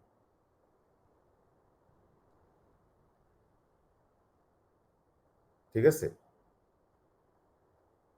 সরি, এখানে তো প্রাইমারি ভিকটিম ক্লেম করতে পারবে ফিজিক্যাল ইনজুরির জন্য। তারপরে আসলো হচ্ছে প্রাইমারি ভিকটিম কি ক্লেম করতে পারবে কিনা ফর সাইকিয়াট্রিক ইনজুরির জন্য, 1901 সালে আসলো হচ্ছে ডিউলিও অ্যান্ড হোয়াইট কেস। তারপরে 1985-এ আসলো ম্যাকলফলিন কেস, এখানে বলতেছে প্রাইমারি ভিকটিমের পাশাপাশি সেকেন্ডারি ভিকটিমও ক্লেম করতে পারবে, যেটা পরবর্তীতে 1991-এ এই অ্যালকক কেসে তোমার এপ্রুভড হয়েছে। এই যে তোমার লয়ের যে ডেভেলপমেন্ট, এক সময় সাইকিয়াট্রিক ইনজুরির জন্য ক্লেম করা যাইতো না, পার্সোনাল ইনজুরির জন্য ক্লেম করা যাইতো, ফিজিক্যাল ইনজুরির জন্য। পরবর্তীতে আসলো প্রাইমারি ভিকটিম ক্লেম করতে পারবে, তারপরে আসলো সেকেন্ডারি ভিকটিম ক্লেম করতে পারবে। তাহলে লয়ের ডেভেলপমেন্টটা যদি আমরা দেখি, লয়ের ডেভেলপমেন্টটা কিন্তু আস্তে আস্তে হয়েছে। যদি প্রথমে এরকম হইতো যে সেকেন্ডারি ভিকটিম ক্লেম করতে পারবে, প্রাইমারি ভিকটিম পারবে না, তাহলে কেমন হইতো? তাহলে তো আমাদের কাছে মনে হতো অ্যাবসার্ড, মানে বলতেছে যে প্রাইমারি ভিকটিম ক্লেম করতে পারবে না, সেকেন্ডারি ভিকটিম ক্লেম করতে পারবে। আমাদের কাছে মনে হতো এটা মানে একটা তোমার ইলজিক্যাল একটা ডিসিশন। এটাকে আমরা যদি দেখি, এখন যদি আমরা সাইকিয়াট্রিক ইনজুরির লটা দেখি, তাহলে আমাদের কাছে মনে হবে যে এটা একটা নোভেল, এবং এই নোভেলটার মধ্যে কি আছে, একটা কানেকশন আছে, চেইনের মতো আছে, চেইন নোভেল। মানে সাইকিয়াট্রিক ইনজুরির লটা পড়লে আমাদের কাছে খটকা লাগবে না। তারপরে আবার রিসেন্টলি বলা হয়েছে যে প্রপার্টি ড্যামেজের জন্য যদি কেউ সাইকিয়াট্রিক ইনজুরি সাফার করে, অ্যাটায়ার ভার্সেস ব্রিটিশ গ্যাস কেসে, কারো যদি প্রপার্টি ধ্বংস করে ফেলে, আগুন দিয়ে পোড়ায় ফেলে হচ্ছে গিয়ে অন্য কোনো পার্সন, এটা দেখে যদি সাইকিয়াট্রিক ইনজুরি সাফার করে, সেটার জন্য সে ক্লেম করতে পারবে। তাহলে এই যে লয়ের যে ডেভেলপমেন্ট, এটা যদি এরকম হইতো যে আগে যদি বলতো প্রপার্টি ড্যামেজের জন্য পারবে কিন্তু প্রাইমারি ভিকটিম পারবে না, তাহলে তো ডেভেলপমেন্টটা ঠিক হতো না। তাহলে পুরো লটা দেখলে মনে হয় যে না, এটা গ্র্যাজুয়ালি ডেভেলপ করছে। মানে এখানে আমাদের চেইন নোভেল বলতে বোঝাচ্ছে যে জাজরা হচ্ছে তোমার রাইটার্স। যদি আমরা ধরে নেই যে তোমার 5 জন রাইটারকে একটা নোভেল লেখার জন্য দায়িত্ব দেওয়া হয়েছে, যে 5 জন মিলে আপনারা একটা নোভেল লিখবেন, তাহলে 5 জন মিলে যখন নোভেলটা লিখবে, এখানে 5টা চ্যাপ্টার থাকবে। তাহলে প্রত্যেকটা রাইটারকে এমনভাবে নোভেলটা লিখতে হবে যে চ্যাপ্টার 1 যে লোক লিখে গেছে, চ্যাপ্টার 2টা যেন 1-এর সাথে সামঞ্জস্যপূর্ণ হয়, 3টা যেন 1 এবং 2 এর সাথে সামঞ্জস্যপূর্ণ হয়, 4 যেন 1, 2, 3 এর সাথে সামঞ্জস্যপূর্ণ হয়। কারণ না হলে এটা একটা রিডেবল প্রোডাক্ট তো হবে না। সিমিলারলি একজন জাজকে চিন্তা করতে হবে, আমি ওই রকমই একটা পার্সন, আমি ওরকমই একটা রাইটার, আমি ওরকম একটা নোভেলিস্ট, আমি একটা আইনকে তোমার ডেভেলপ করতে আসছি এবং আইনটাকে আমি এমনভাবে ডেভেলপ করবো যে আমার আগে হয়তো আইনটা 100 বছর আগে কোনো একজন জাজমেন্ট দিয়েছে, আবার আমার কেসটা আবার চলতে থাকবে, এই জাজমেন্টটা তোমার কন্টিনিউ হতে থাকবে। তার মানে আমরা প্রত্যেকজন জাজ হচ্ছে একজন নোভেলিস্ট, আমরা প্রত্যেকেই এক একটা চ্যাপ্টার লিখতেছি এবং আমাদের এই চ্যাপ্টার্স গুলোর মধ্যে একটা তোমার কোহেরেন্স থাকতে হবে, একটা চেইন নোভেল থাকতে হবে এইখানে। এই chain novel is a kind of literary তোমার পার্লার গেম। পার্লার গেম মানে যেগুলো তোমার কয়েকজন পার্সন মিলে খেলে, যেমন চেস, লুডো, এগুলো হচ্ছে পার্লার গেম। তো এই জাজদের হচ্ছে গিয়ে তোমার লটাকে ডেভেলপমেন্ট করা হচ্ছে একটা তোমার এই জুডিশিয়াল একটা পার্লার গেম। ইচ রাইটার মানে একজন ইচ জাজ must take preceding chapter and develop the story to make his own contribution to the best it can be. হ্যাঁ, উনি যখন নতুন লট ডিসাইড মানে নতুন ডেভেলপমেন্টটা করবে, এমনভাবে করবে যেন এটা তোমার বেস্ট তোমার এই ডেভেলপমেন্ট হয় হচ্ছে অফ দ্য ল। ঠিক আছে? তো in this metaphor Dworkin seeks to mirror how জাজেস develop principle out of earlier decisions. ঠিক আছে? যেমন ডনিগু ভার্সেস স্টিভেনসন এরকম, বা আমরা এখানে যেটা দেখলাম যে সাইকেট্রিক ইনজুরির যে ল, বা তুমি যদি দেখো যে অফার অ্যাকসেপ্টেন্স মানে ফার্স্ট ইয়ারে থাকতে, অথবা এখন যে লটা আমরা বিভিন্ন চ্যাপ্টারে পড়ি কোম্পানি লতে বা ট্রাস্টে, তুমি দেখবা যে প্রত্যেকটা কেসের সাথে পরের কেসের একটা তোমার এই কোহেরেন্স থাকে। তো এটার উপর কেন উনি গুরুত্ব দিল, চেইন নোভেলের উপর কেন উনি গুরুত্ব দিয়েছে? উনি বলতেছে হচ্ছে যে যদি লয়ের মধ্যে এই চেইনটা ফলো করা না হয়, যদি প্রত্যেকটা কেস এরকম ভাবে কনসিস্টেন্ট যদি না হয়, ঠিক আছে, তাহলে যেরকম একটা নোভেলের মধ্যে যদি প্রত্যেকটা চ্যাপ্টারের মধ্যে সামঞ্জস্য না থাকে, ওই নোভেলটা যেরকম কেউ পড়বে না, বইটা মানুষ তোমার গ্রহণযোগ্যতা পাবে না, সেরকম ভাবে ওই লটাও গ্রহণযোগ্যতা পাবে না। তাহলে কোনো দেশে যদি তোমার এই লয়ের মধ্যে এক একজন জাজ এক একভাবে জাজমেন্ট দেয়, তাহলে ওই দেশের লিগ্যাল সিস্টেমটাকে বলা হয় হচ্ছে একটা তোমার ইভিল লিগ্যাল সিস্টেম বা ব্যাড লিগ্যাল সিস্টেম। আর একটা দেশে যদি এইভাবে লটাকে ক্রোনোলজিক্যালি ডেভেলপ করা হয়, তাহলে ইট is a good legal system. ঠিক আছে? তাহলে প্রত্যেকটা জাজকে এই দায়িত্বটা ঠিক মতো পালন করতে হবে, তাকে এই চেইন নোভেলটা ফলো করতে হবে যে আমার আগের জন জাজ কি জাজমেন্ট দিয়েছে, আমি কিভাবে এটা ডেভেলপ করব, আমি আবার পরের জনের জন্য কিভাবে লটাকে রেখে যাচ্ছি। Dworkin is not considering the chain novelist to be writing the novel for himself. উনি কিন্তু নিজের জন্য লটা তৈরি করবে না, or for his own accord, but instead is trying to match the existing fabric of the novel as closely as possible in order to continue the story in a seamless manner. পুরোটা ল পড়লে যেন মনে হয় যে এটা একটা কোনো gap নাই। তুমি যদি দেখো যে ইংল্যান্ডের যে কোনো এরিয়া অফ ল যদি আমরা পড়ি, আমাদের কাছে মনে হবে যে এই সবগুলা মিলে মনে হবে যে এটা গুড প্রিন্সিপাল, অথচ এই প্রিন্সিপাল গুলা হয়তো 300 জন জাজ মিলে ডেভেলপ করেছে। আইটিডির ডেফিনেশন একজন দিছে, অফারের ডেফিনেশন একজন দিছে, অ্যাকসেপ্টেন্সের ডেফিনেশন একজন দিছে, পোস্টাল রুলের ডেফিনেশন একজন দিয়েছে, হ্যাঁ, ইলেকট্রনিক মেকানিজমে তোমার অ্যাকসেপ্ট করলে কিভাবে হবে একজন দিয়েছে, ইউনিলেটারাল অফারের ডেফিনেশন একজন দিয়েছে। বাট পুরাটা অফার অ্যাকসেপ্টেন্সের ল পড়লে মনে হয় যেটা একটা সুন্দর একটা নোভেল বা সুন্দর একটা কোহেরেন্ট একটা ল, অথচ এটা যে অনেকগুলা জাজের কম্বিনেশন এটা মনে হবে না, অনেকগুলা জাজ মিলে কিন্তু লটাকে তৈরি করে এইখানে।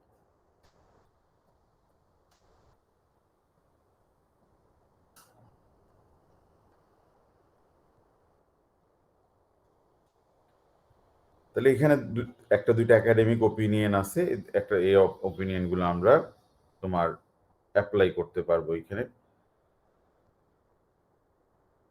The Dworkin points in this যে just as discordant chain novel, যদি একটা ডিসকর্ডেন্ট মানে শুনতে ভালো লাগে না, পড়তে ভালো লাগে না, এরকম একটা novel May turn the readers A ডিসকর্ডেন্ট legal system with lost faith in the community. যদি একটা লিগ্যাল সিস্টেম যদি এরকম ডিসকর্ডেন্ট হয়, এক একজন জাজ এক একভাবে জাজমেন্ট দেয়, কোনো কোহেরেন্স নাই, তাহলে মানুষের তোমার এই ন্যায় বিচারের উপর আস্থা থাকে না। আমাদের দেশের এরকম সমস্যা হয়েছে যে কিছু লোকের ক্ষেত্রে হাজার হাজার কোটি টাকা পাচার করলেও কোনো অ্যাকশন আনা হচ্ছে না, ডিসকর্ডেন্ট প্র্যাকটিস। আবার তোমার আবার কিছু লোক দেখা গেল যে সামান্য অপরাধের জন্য তোমার সাজা খাটতেছে এইখানে। তাহলে এই যে ডিসকর্ডেন্ট প্র্যাকটিস যদি থাকে, এটাই ডরকিন যেটা বলে যে জাজরা যদি এই চেইন নোবেলটা ফলো না করে, তাহলে রাইটার যদি নোবেলের চ্যাপ্টারগুলা ডিসকর্ডেন্ট ভাবে লেখে, একটা বই যেরকম পাঠযোগ্য হবে না, সেরকম ভাবে একটা লিগ্যাল সিস্টেমে জাজরা যদি চেইন নোবেল ফলো না করে, লিগ্যাল সিস্টেমে মানুষের আস্থা চলে যাবে।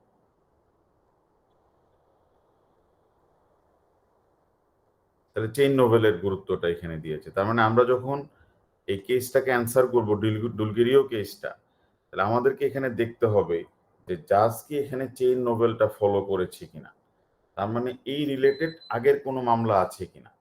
ডুলগেরিও কেসের আগে তোমার এই রাইট টু প্রাইভেসির সাথে রিলিজিয়ান, এক্সপ্রেশন, অ্যাসেম্বলি, এগুলার কোনো কেস আছে কিনা, এবং জাজ জাজমেন্টটা দেওয়ার সময় ওই কেসগুলোকে ফলো করেছে কিনা।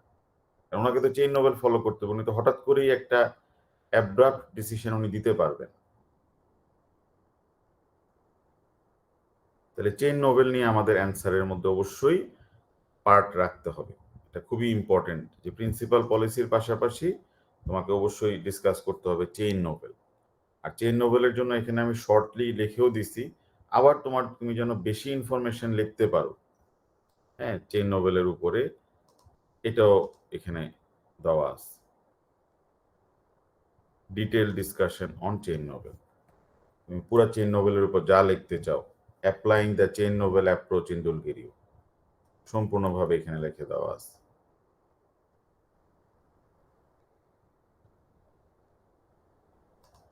দুইটা অপশনই তোমার থাকতেছে, কিন্তু শর্টও আছে, আবার তুমি নিচে ম্যাটেরিয়ালস থাকবে, তুমি চাইলে ওইটা উপরে নিয়ে গিয়ে মডিফাই করে তুমি অ্যাড করে দিতে পারবে। আর দুই তিনটা পয়েন্ট আমরা দেখে আজকে এটা কমপ্লিট করে ফেলি। তাহলে আমাদের কনস্ট্রাকটিভ ইন্টারপ্রিটেশন, তাহলে কনস্ট্রাকটিভ ইন্টারপ্রিটেশন বলতে যে জিনিসটা আমাদের ডরকিন বলে যে জাজদেরকে কনস্ট্রাকটিভ ইন্টারপ্রিটেশন করতে হবে। কনস্ট্রাকটিভ ইন্টারপ্রিটেশন মিনস হচ্ছে তিনটা স্টেপের মাধ্যমে ইন্টারপ্রিটেশন। প্রথমে হচ্ছে প্রি ইন্টারপ্রিটেটিভ স্টেজ, তারপরে হচ্ছে ইন্টারপ্রিটেটিভ স্টেজ, আর লাস্টলি হচ্ছে post interpretative stage. Pre interpretative stage হচ্ছে যে একটা সোসাইটিতে একটা সোশ্যাল প্র্যাকটিস থাকতে পারে, কিন্তু মানুষজন হয়তো এই প্র্যাকটিসটা কেন করে এটা নিয়ে হয়তো মানুষ থিঙ্ক করেনি।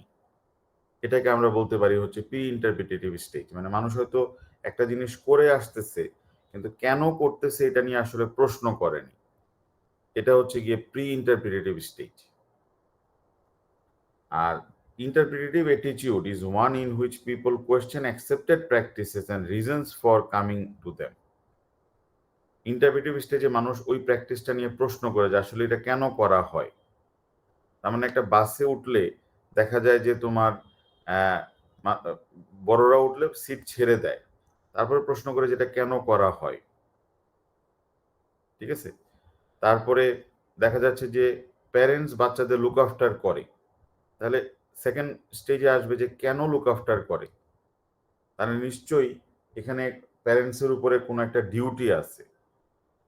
In the third post-interpretative stage, Dworkin argues interpretation folds back into itself and thus has the effect of changing original rule. তাহলে বলতে হবে যে প্যারেন্টসের তো, যেহেতু প্যারেন্টসেরা প্রথমে আমরা এমনিই ফলো করতাম, প্রথমে আমরা প্যারেন্টস এমনিই বাচ্চাদের লুক আফটার করতো, পরে প্রশ্ন করলাম যে না কেন লুক আফটার করে, যেহেতু সে বার্থ দিয়েছে সেজন্য তাকে লুক আফটার করতে হবে, ডিউটি অফ কেয়ারটা প্যারেন্টসের উপরে আসবে। আর 3 নাম্বার স্টেপটা হচ্ছে পোস্ট ইন্টারপ্রিটেটিভ স্টেজ। তখন আমরা এখানে চিন্তা করি যে কখন ডিউটি থাকবে কখন থাকবে না। তার মানে যদি চাইল্ডের বয়স 18 হয়ে যায়, সে যদি তার কোনো ডিসএবিলিটি না থাকে, তখন আবার প্যারেন্টসের উপর কোনো ডিউটি থাকবে না। এইভাবে ইন্টারপ্রিটেশনটা করা হয়। প্রথমে একটা প্র্যাকটিস যে husband cannot rape his wife, এটা একটা করা হয় যে রেপ হয় না। পরে কোশ্চেন করা হচ্ছে কেন করা হয় না? করা হয় না বিকজ তারা তো লিগেলি ম্যারিড। কিন্তু পরে পোস্ট ইন্টারপ্রিটিভ স্টেজে দেখলো আসলে যদি কনসেন্ট না থাকে তাহলে কি হবে? তাহলে তো এটা রেপ হওয়া উচিত। তাহলে জাজদেরকে এইভাবে ইন্টারপ্রিটেশন করতে হয় যে একটা হচ্ছে প্র্যাকটিস একটা হয়ে আসতেছে, এটা কেন হয়ে আসতেছে কেউ কখনো প্রশ্ন করে নাই। ইন্টারপ্রিটিভ স্টেজে এটা প্রশ্ন করা হবে এই প্র্যাকটিসটা আসলে কেন করা হয় এবং এই প্র্যাকটিসটা আসলে কি জাস্টিফাইড কিনা, এটা কি চেঞ্জ করার কোনো দরকার আছে কিনা। এইভাবে জাজেসরা ইন্টারপ্রিটেশন করবে, এটাকেই নাম দিয়েছে হচ্ছে কনস্ট্রাকটিভ ইন্টারপ্রিটেশন। তাহলে কনস্ট্রাকটিভ ইন্টারপ্রিটেশনের ক্ষেত্রে একটা এক্সাম্পল দিলে আমরা দিতে পারি, ধরো ক্যান্ডলার অ্যান্ড ক্রেইন কেস। এই কেসে বলতেছে যে ডিফেন্ডেন্ট যদি ভিকটিমকে বা ক্লেইমেন্টকে একটা ফ্রডুলেন্ট মিসরিপ্রেজেন্টেশন করে আর ক্লেইমেন্টের যদি কোনো ফাইন্যান্সিয়াল লস হয়, পিওর ইকোনমিক লস, এটার জন্য ডিফেন্ডেন্টকে লায়াবল করা যাবে শুধু ফ্রডুলেন্ট স্টেটমেন্টের জন্য। নেগলিজেন্ট স্টেটমেন্ট করলে লায়াবল করা যাবে না, শুধু ফ্রডের জন্য লায়াবল করা যাবে। নেগলিজেন্ট মিসরিপ্রেজেন্টেশনের জন্য লায়াবল হবে না। ওল্ড কেস লর্ড ডেনিং এখানে ডিসেন্ডিং জাজমেন্ট দিয়েছিল, কিন্তু মেজরিটি বলছে যে শুধু আমরা ফ্রডুলেন্টের জন্য লায়াবল করব, নেগলিজেন্টের জন্য করব না। তাহলে এটা হচ্ছে গিয়ে একটা প্র্যাকটিস হয়ে আসতেছে ইংল্যান্ডে। এটাই হলো প্র্যাকটিস। কি প্র্যাকটিস? ফ্রডুলেন্ট মিসরিপ্রেজেন্টেশন করলে লায়াবল হবে যদি এটা কারো অর্থনৈতিক ক্ষতি করে, নেগলিজেন্ট মিসরিপ্রেজেন্টেশন করলে লায়াবল হবে না। পরে লর্ড ডেনিং তো প্রশ্ন করেই বসছিল এই কেসে কেন লায়াবল হবে না। একটা লোক যদি নেগলিজেন্টে একটা মিসরিপ্রেজেন্টেশন করে আরেকজনের অর্থনৈতিক ক্ষতি করে তাকেও লায়াবল করা উচিত। উনি কিন্তু শুরু করে দিয়েছিল হচ্ছে গিয়ে ইন্টারপ্রিটেটিভ স্টেজ, এবং হেডলি বায়ান এন্ড হেলার কেসে আসলো post interpretative stage. Lord read তখন বলল কেউ যদি কাউকে কোনো প্রশ্ন করে ফাইন্যান্সিয়াল কোনো ম্যাটারে যে কোন কোম্পানির শেয়ার কিনবো, বেক্সিমকো কোম্পানির কিনবো নাকি না তোমার স্কোয়ার কোম্পানির কিনবো, যে না বেক্সিমকো কোম্পানির তো টাকা দিনের পর দিন বেড়েই যাচ্ছে, আপনি বেক্সিমকো কোম্পানির শেয়ার কিনেন। হ্যাঁ, এরকম ভাবে যদি কেউ ওকে অ্যাডভাইস দেয়, তাহলে একটা লোক কি করতে পারে? চুপ থাকতে পারে, অথবা বলতে পারে অ্যাডভাইস দিচ্ছি কিন্তু শেয়ার বাজারের কি হয় না হয় ভাই আমরা কিন্তু কিছু জানি না। চুপ থাকতে পারে, মানে চুপ থাকতে পারে, অথবা অ্যাডভাইস দিতে পারে দিয়ে একটা ডিসক্লেমার দিতে পারে, অথবা বলতে পারে যে আপনি নিশ্চিন্ত আপনি বেক্সিমকো কোম্পানিতে ইনভেস্ট করে ফেলেন পুরো টাকা। তাহলে লর্ড রিড বলছে প্রথম সিচুয়েশনও লায়াবল হবে না, দ্বিতীয় সিচুয়েশনও লায়াবল হবে না, কারণ প্রথম সিচুয়েশনে সে কিছু বলেই নাই, আর দ্বিতীয় সিচুয়েশনে সে বললেও সে একটা তো ডিসক্লেমার দিয়ে রাখছে, আর তৃতীয় সিচুয়েশনে সে যেহেতু কোনো ডিসক্লেমার বা এক্সক্লুশন ক্লজ দেয় নাই, তাকে লায়াবল করা উচিত। তাহলে হেডলি বায়ান এন্ড হেলার কেসে তখন আমাদেরকে বলে দিল যে এই পোস্ট ইন্টারপ্রিটিভ স্টেজে এসে, যে আগে আমরা দেখেছি নেগলিজেন্ট মিসরিপ্রেজেন্টেশনের জন্য লায়াবল করা হতো না, আমরা প্রশ্ন করলাম কেন করা হবে না, লর্ড ডেনিং প্রশ্ন তুলল, পরে বলছে যে হ্যাঁ এখন লায়াবল করা যাবে যদি দুইটা শর্ত পূরণ করা যায়।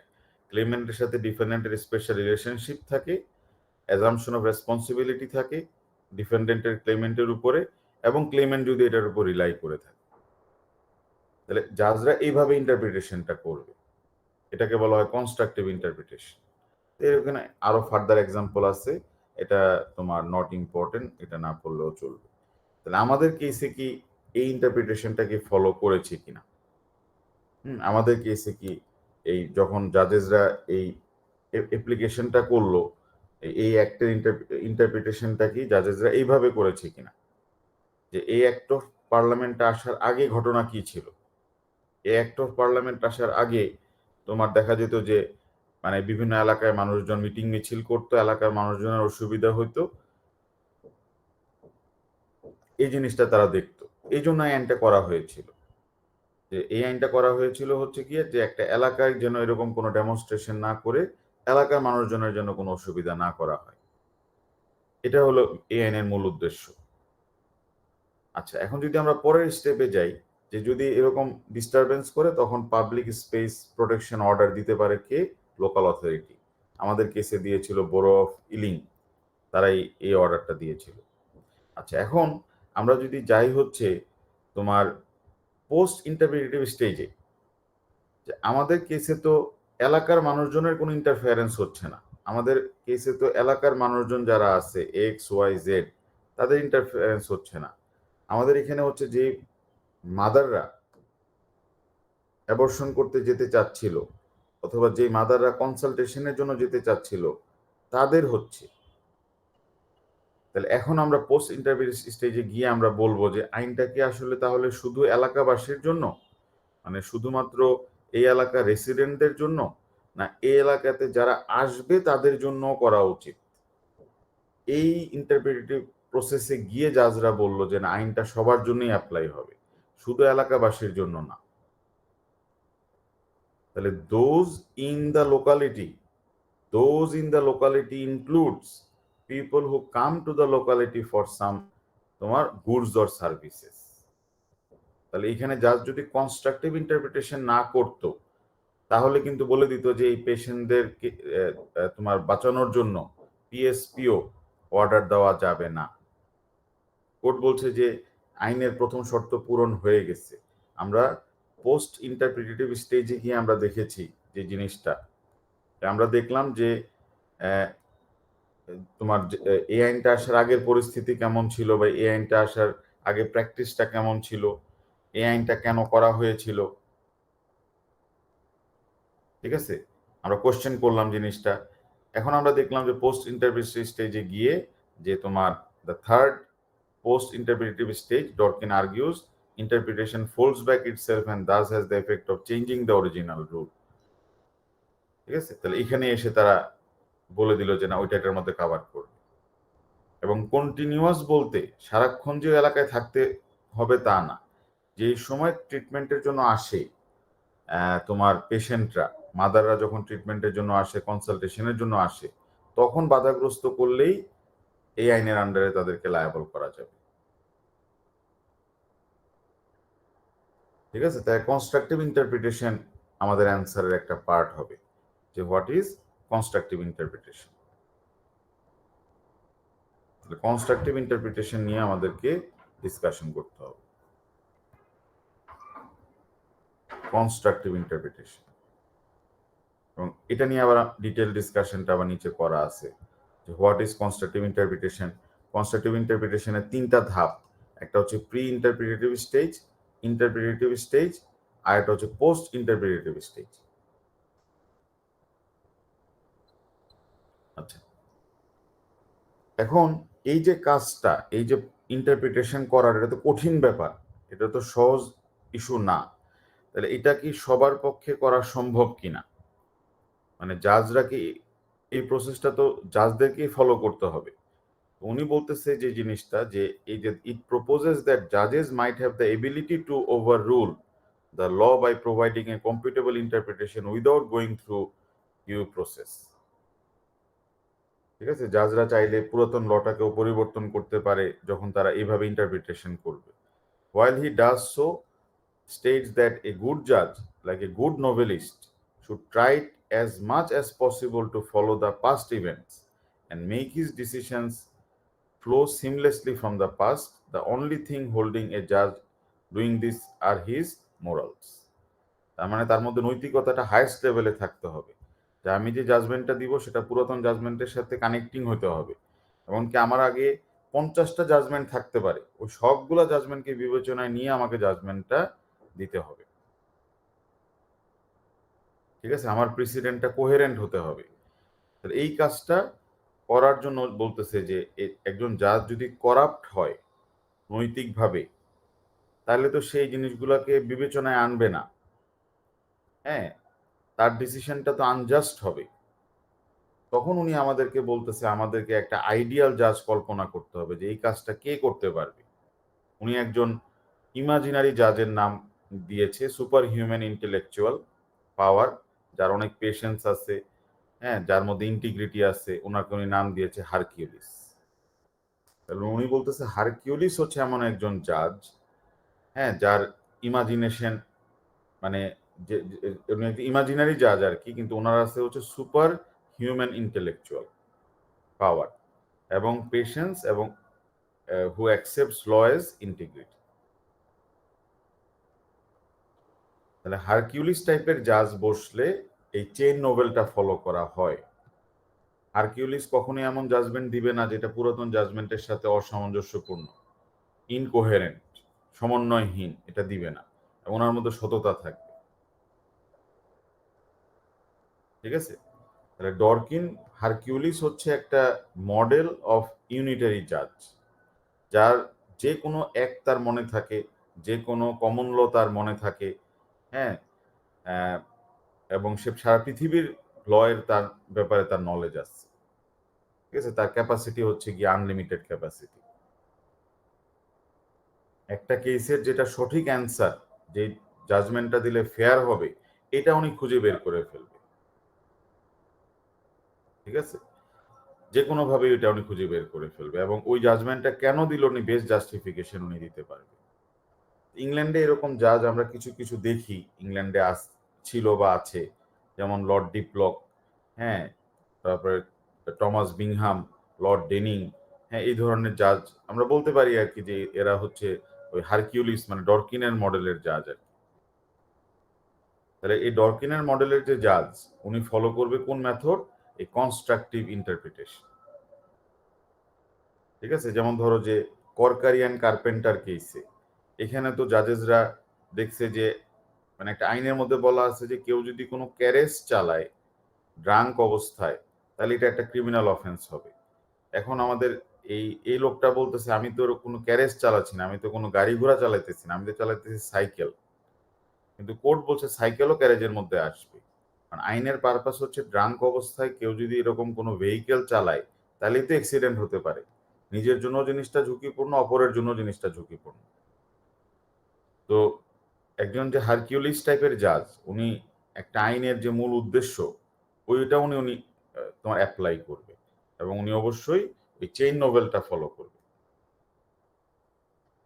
তাহলে আমাদের কেসের যে জাজমেন্টটা দেওয়া হয়েছে ডুলগেরিও কেসে, এখানে কি চেইন নোভেলটাকে ফলো করা হয়েছে কিনা, তাহলে চেইন নোভেল নিয়ে আমাদের একটা প্যারাগ্রাফ লিখতে, মানে চেইন নোভেল এবং হারকিউলিস টাইপের জাজ এখানে থাকলে কি করতো, এটাও আমাদেরকে তো লিখতে হবে। তাহলে হারকিউলিস এই জাজমেন্টটাকে কি বলবে কিনা যেটা একটা প্রপার জাজমেন্ট হয়েছে।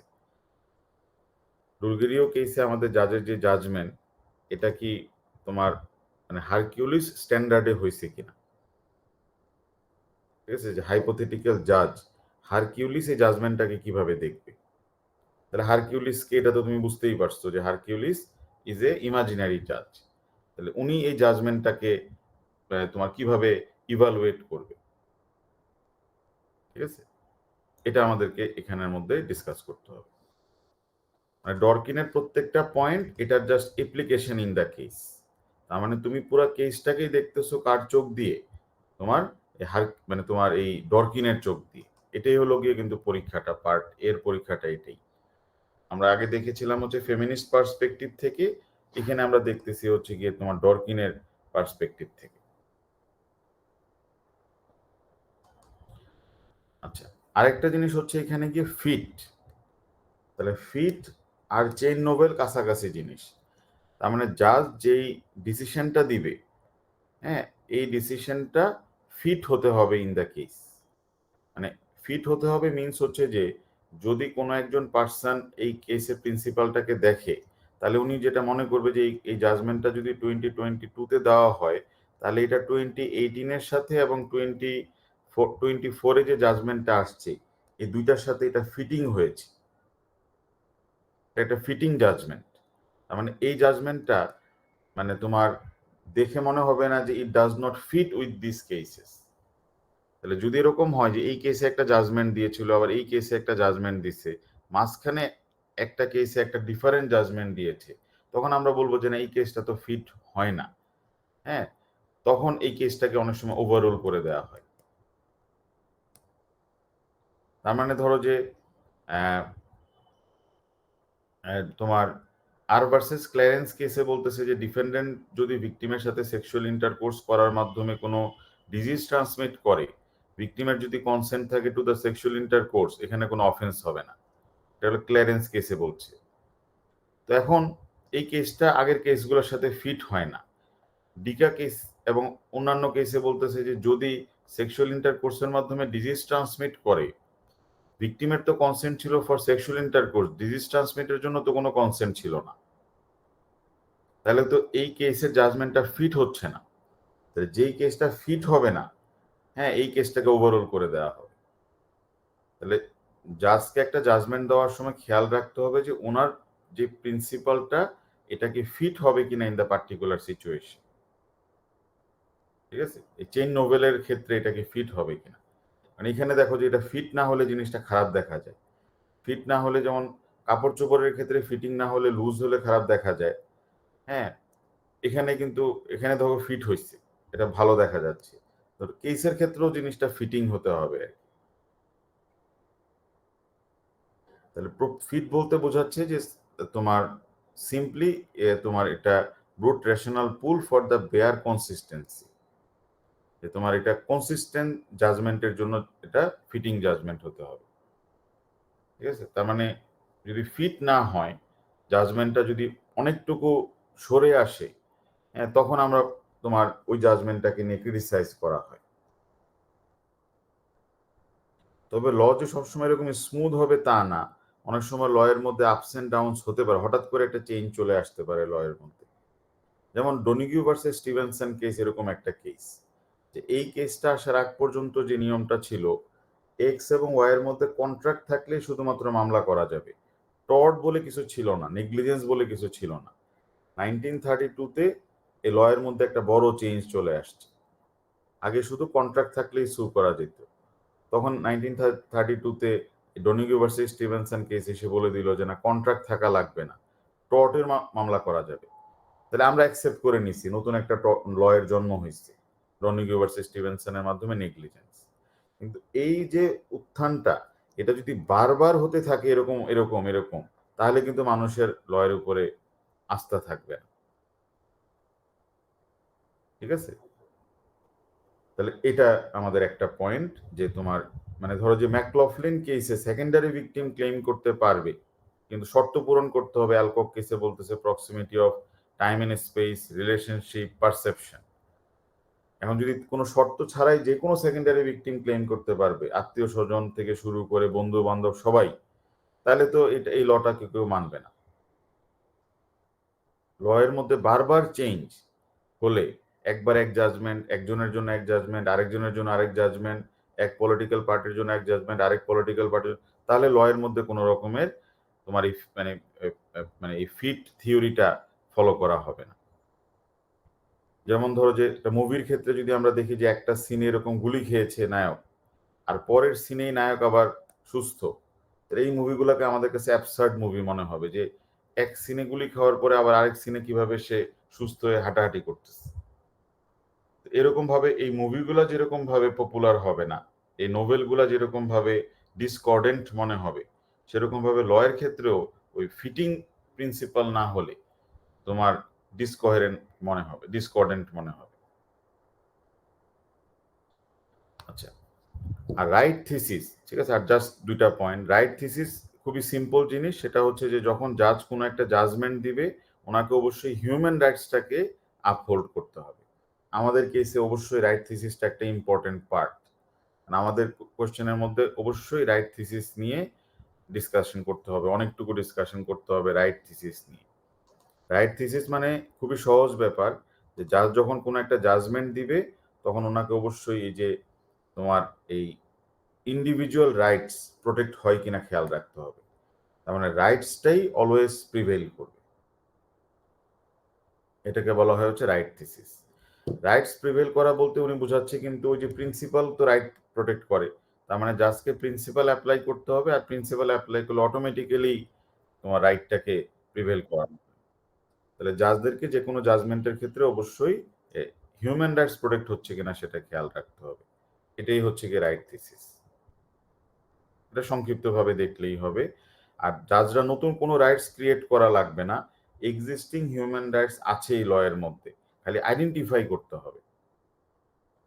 তার মানে যখন জাজ কোনো একটা রুল, কোনো একটা ল, কোনো একটা অ্যাক্ট কে ইন্টারপ্রিটেশন করবে, তখন দেখবে যে ইনহেরেন্ট হিউম্যান রাইটস গুলা কি কি। তাহলে আমি এমন ভাবে এই লটাকে ইন্টারপ্রিটেশন করব যেন আমি ওই হিউম্যান রাইটস গুলাকে রিকগনাইজ করি এবং আপহোল্ড করি।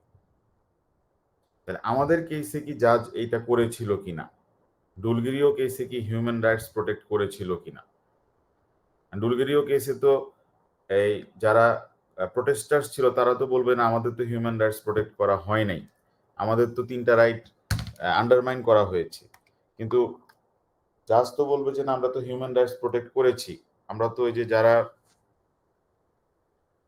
অ্যাবর্শন করতে চায় তাদের রাইট টু প্রাইভেসিটাকে আমরা প্রোটেক্ট করেছি, এবং আমাদের ডিসিশনটা ছিল প্রপোর্শনাল। ঠিক আছে, আমাদেরটা তোমার এই একটা প্রপোর্শনাল ডিসিশন ছিল। কারণ যদি আমরা তোমাদের রাইটটাকে প্রিভেল করাতে চাই তাহলে ওই মহিলারা এই হসপিটালে আসতেও পারবে না, কনসালটেশনও করতে পারবে না, অ্যাবর্শনও করাতে পারবে না। রাইটসের ইস্যুটা আমাদের এখানে লিখতে হবে, রাইটস থিসিস। তাহলে court will not make new rights, তারা শুধু ফাইন্ড করবে এক্সিস্টিং রাইটস গুলোকে, তারা শুধু ফাইন্ড আউট করবে।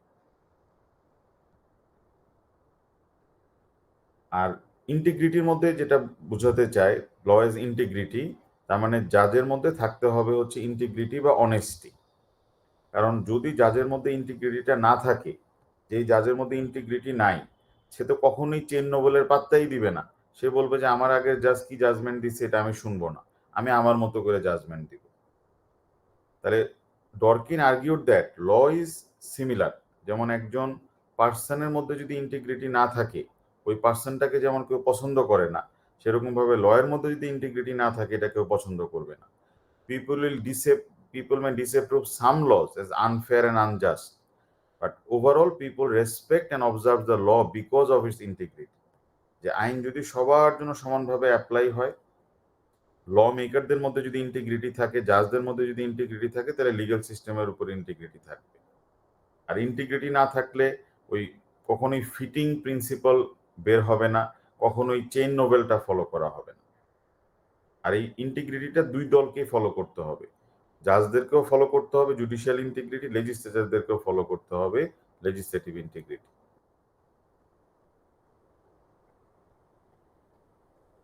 ঠিক আছে, তার মানে ইন্টিগ্রিটিটা তার মেনটেন করার দরকার। এটা হচ্ছে কোহেরেন্ট সেট অফ প্রিন্সিপালস গুলাকে তোমার অ্যাপ্লাই করার জন্য, এগুলাকে তোমার মেক করার জন্য। ঠিক আছে, এটা লয়েজ ইন্টিগ্রিটিটা একটু দেখে নিলে হবে যে লয়েজ ইন্টিগ্রিটি রিকোয়ার্স জাজেস to ask whether his interpretation of law could form part of a coherent theory of justifying the whole legal system.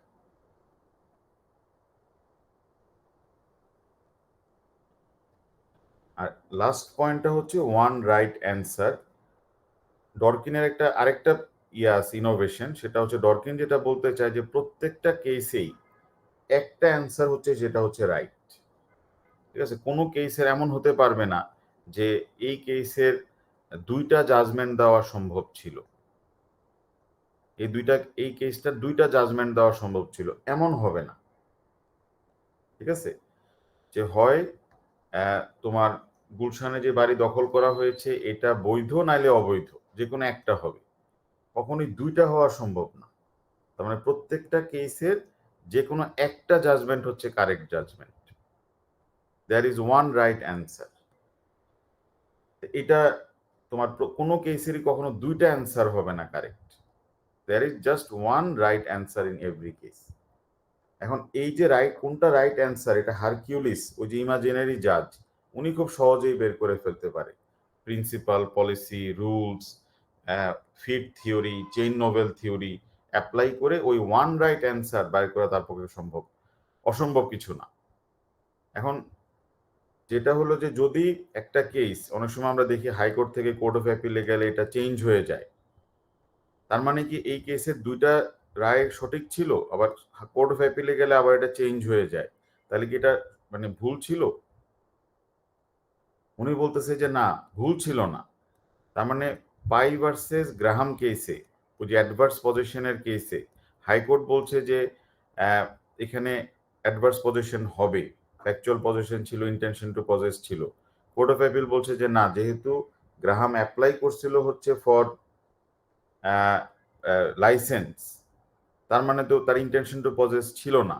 কিন্তু সুপ্রিম কোর্ট বলছে সে তো অ্যাপ্লাই করছিল, লাইসেন্স না পাওয়ার পরেও তো সে 12 বছর থেকে গেছে, সে তো এটাকে কেয়ার করে নাই। তাহলে অ্যাডভার্স পজিশন হয়ে গেছে। তাহলে কে সঠিক, হাইকোর্ট, কোর্ট অফ অ্যাপিল না সুপ্রিম কোর্ট? উনি বলতেছে যে এই সুপ্রিম কোর্ট মানে এই হাইকোর্ট যে জাজমেন্ট দিয়েছিল এটাই ছিল right answer, court of appeal দিয়েছিল হচ্ছে রং অ্যান্সার, যেটা সুপ্রিম কোর্ট আপহোল্ড করেছে। তাহলে প্রত্যেকটা কেসের একটা হচ্ছে গিয়ে রাইট অ্যান্সার। এটা যদি আমরা দেখি যে আপিল করলে চেঞ্জ হয়, তার মানে বুঝতে হবে যে ওই জাজ বের করেছিল হচ্ছে দ্য রং অ্যান্সার। তাহলে প্রত্যেকটা কেসের একটা অ্যান্সার হবে যেটা রাইট অ্যান্সার। রাইট অ্যান্সার না হওয়া পর্যন্ত তো এটা আগের কেসের সাথে ফিটও হবে না, এবং এটা তো ওই চেন নোবেলের মধ্যে একটা ডিসকর্ডেন্ট কেস হিসেবে থেকে যাবে। তাহলে এটা হচ্ছে গিয়ে তোমার আমাদের ডরকিনের লাস্ট পয়েন্ট, যে তোমার ওয়ান রাইট অ্যান্সার থিওরি। তাহলে আমাদেরকেও আমাদের অ্যান্সারের মধ্যে ডিসকাস করতে হবে যে ডুলগিরিও কেসে যে জাজমেন্টটা দিয়েছে এটা কি ডরকিনের থিওরি অনুযায়ী এটা কি রাইট অ্যান্সার ছিল কিনা, ঠিক আছে, যে ওয়াজ ইট দ্য রাইট অ্যান্সার। এখন যারা হচ্ছে গিয়ে প্রোটেস্টার্স যারা ছিল, যারা অ্যাবর্শনের বিপক্ষে কথা বলছে, তারা বলবে যে না, এটা রং অ্যান্সার, কারণ এটা তো আমাদের হিউম্যান রাইটস ভায়োলেট হয়েছে। হ্যাঁ, কিন্তু যারা অ্যাবর্শনের সাপোর্টে থাকবে, ইন্ডিভিজুয়াল রাইটসের সাপোর্টে থাকবে, তারা বলবে যে না, এখানে যেটা রিচ করছে জাজ সেটা ছিল হচ্ছে গিয়ে দ্য রাইট অ্যান্সার। তাহলে আমাদের কেসে এটা কি রাইট অ্যান্সার ছিল কিনা, তাহলে ব্যাপারটা কি বুঝতে পেরেছো কিনা এখন দেখো। তাহলে অ্যান্সারটা আমরা কিভাবে করবো, এটার স্ট্রাকচারটা কিরকম হবে? অ্যান্সারের স্ট্রাকচারটা হবে হচ্ছে প্রথমে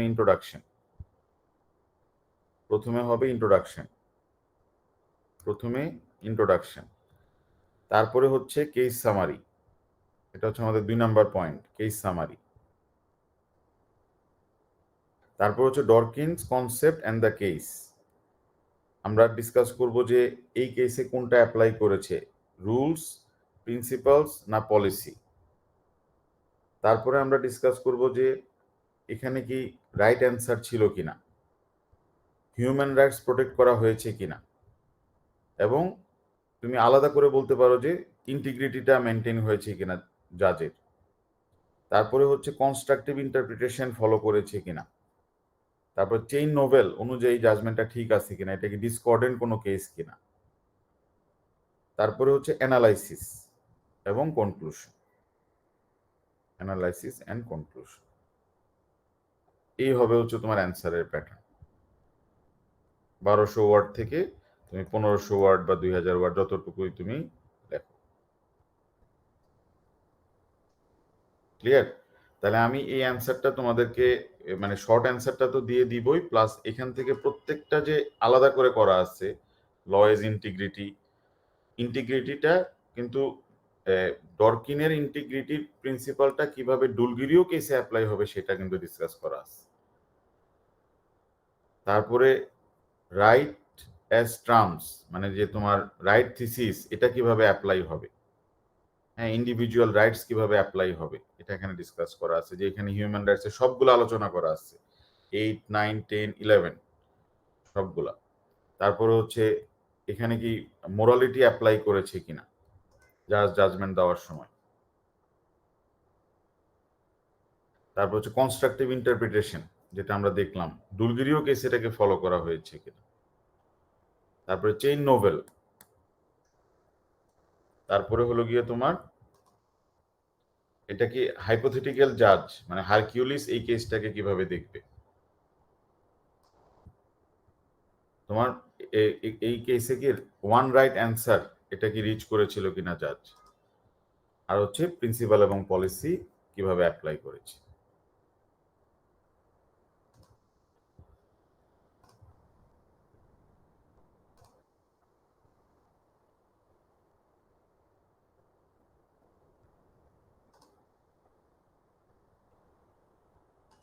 ঠিক আছে, তাহলে এতটুকু আপাতত আজকে আমরা দেখে রাখলাম।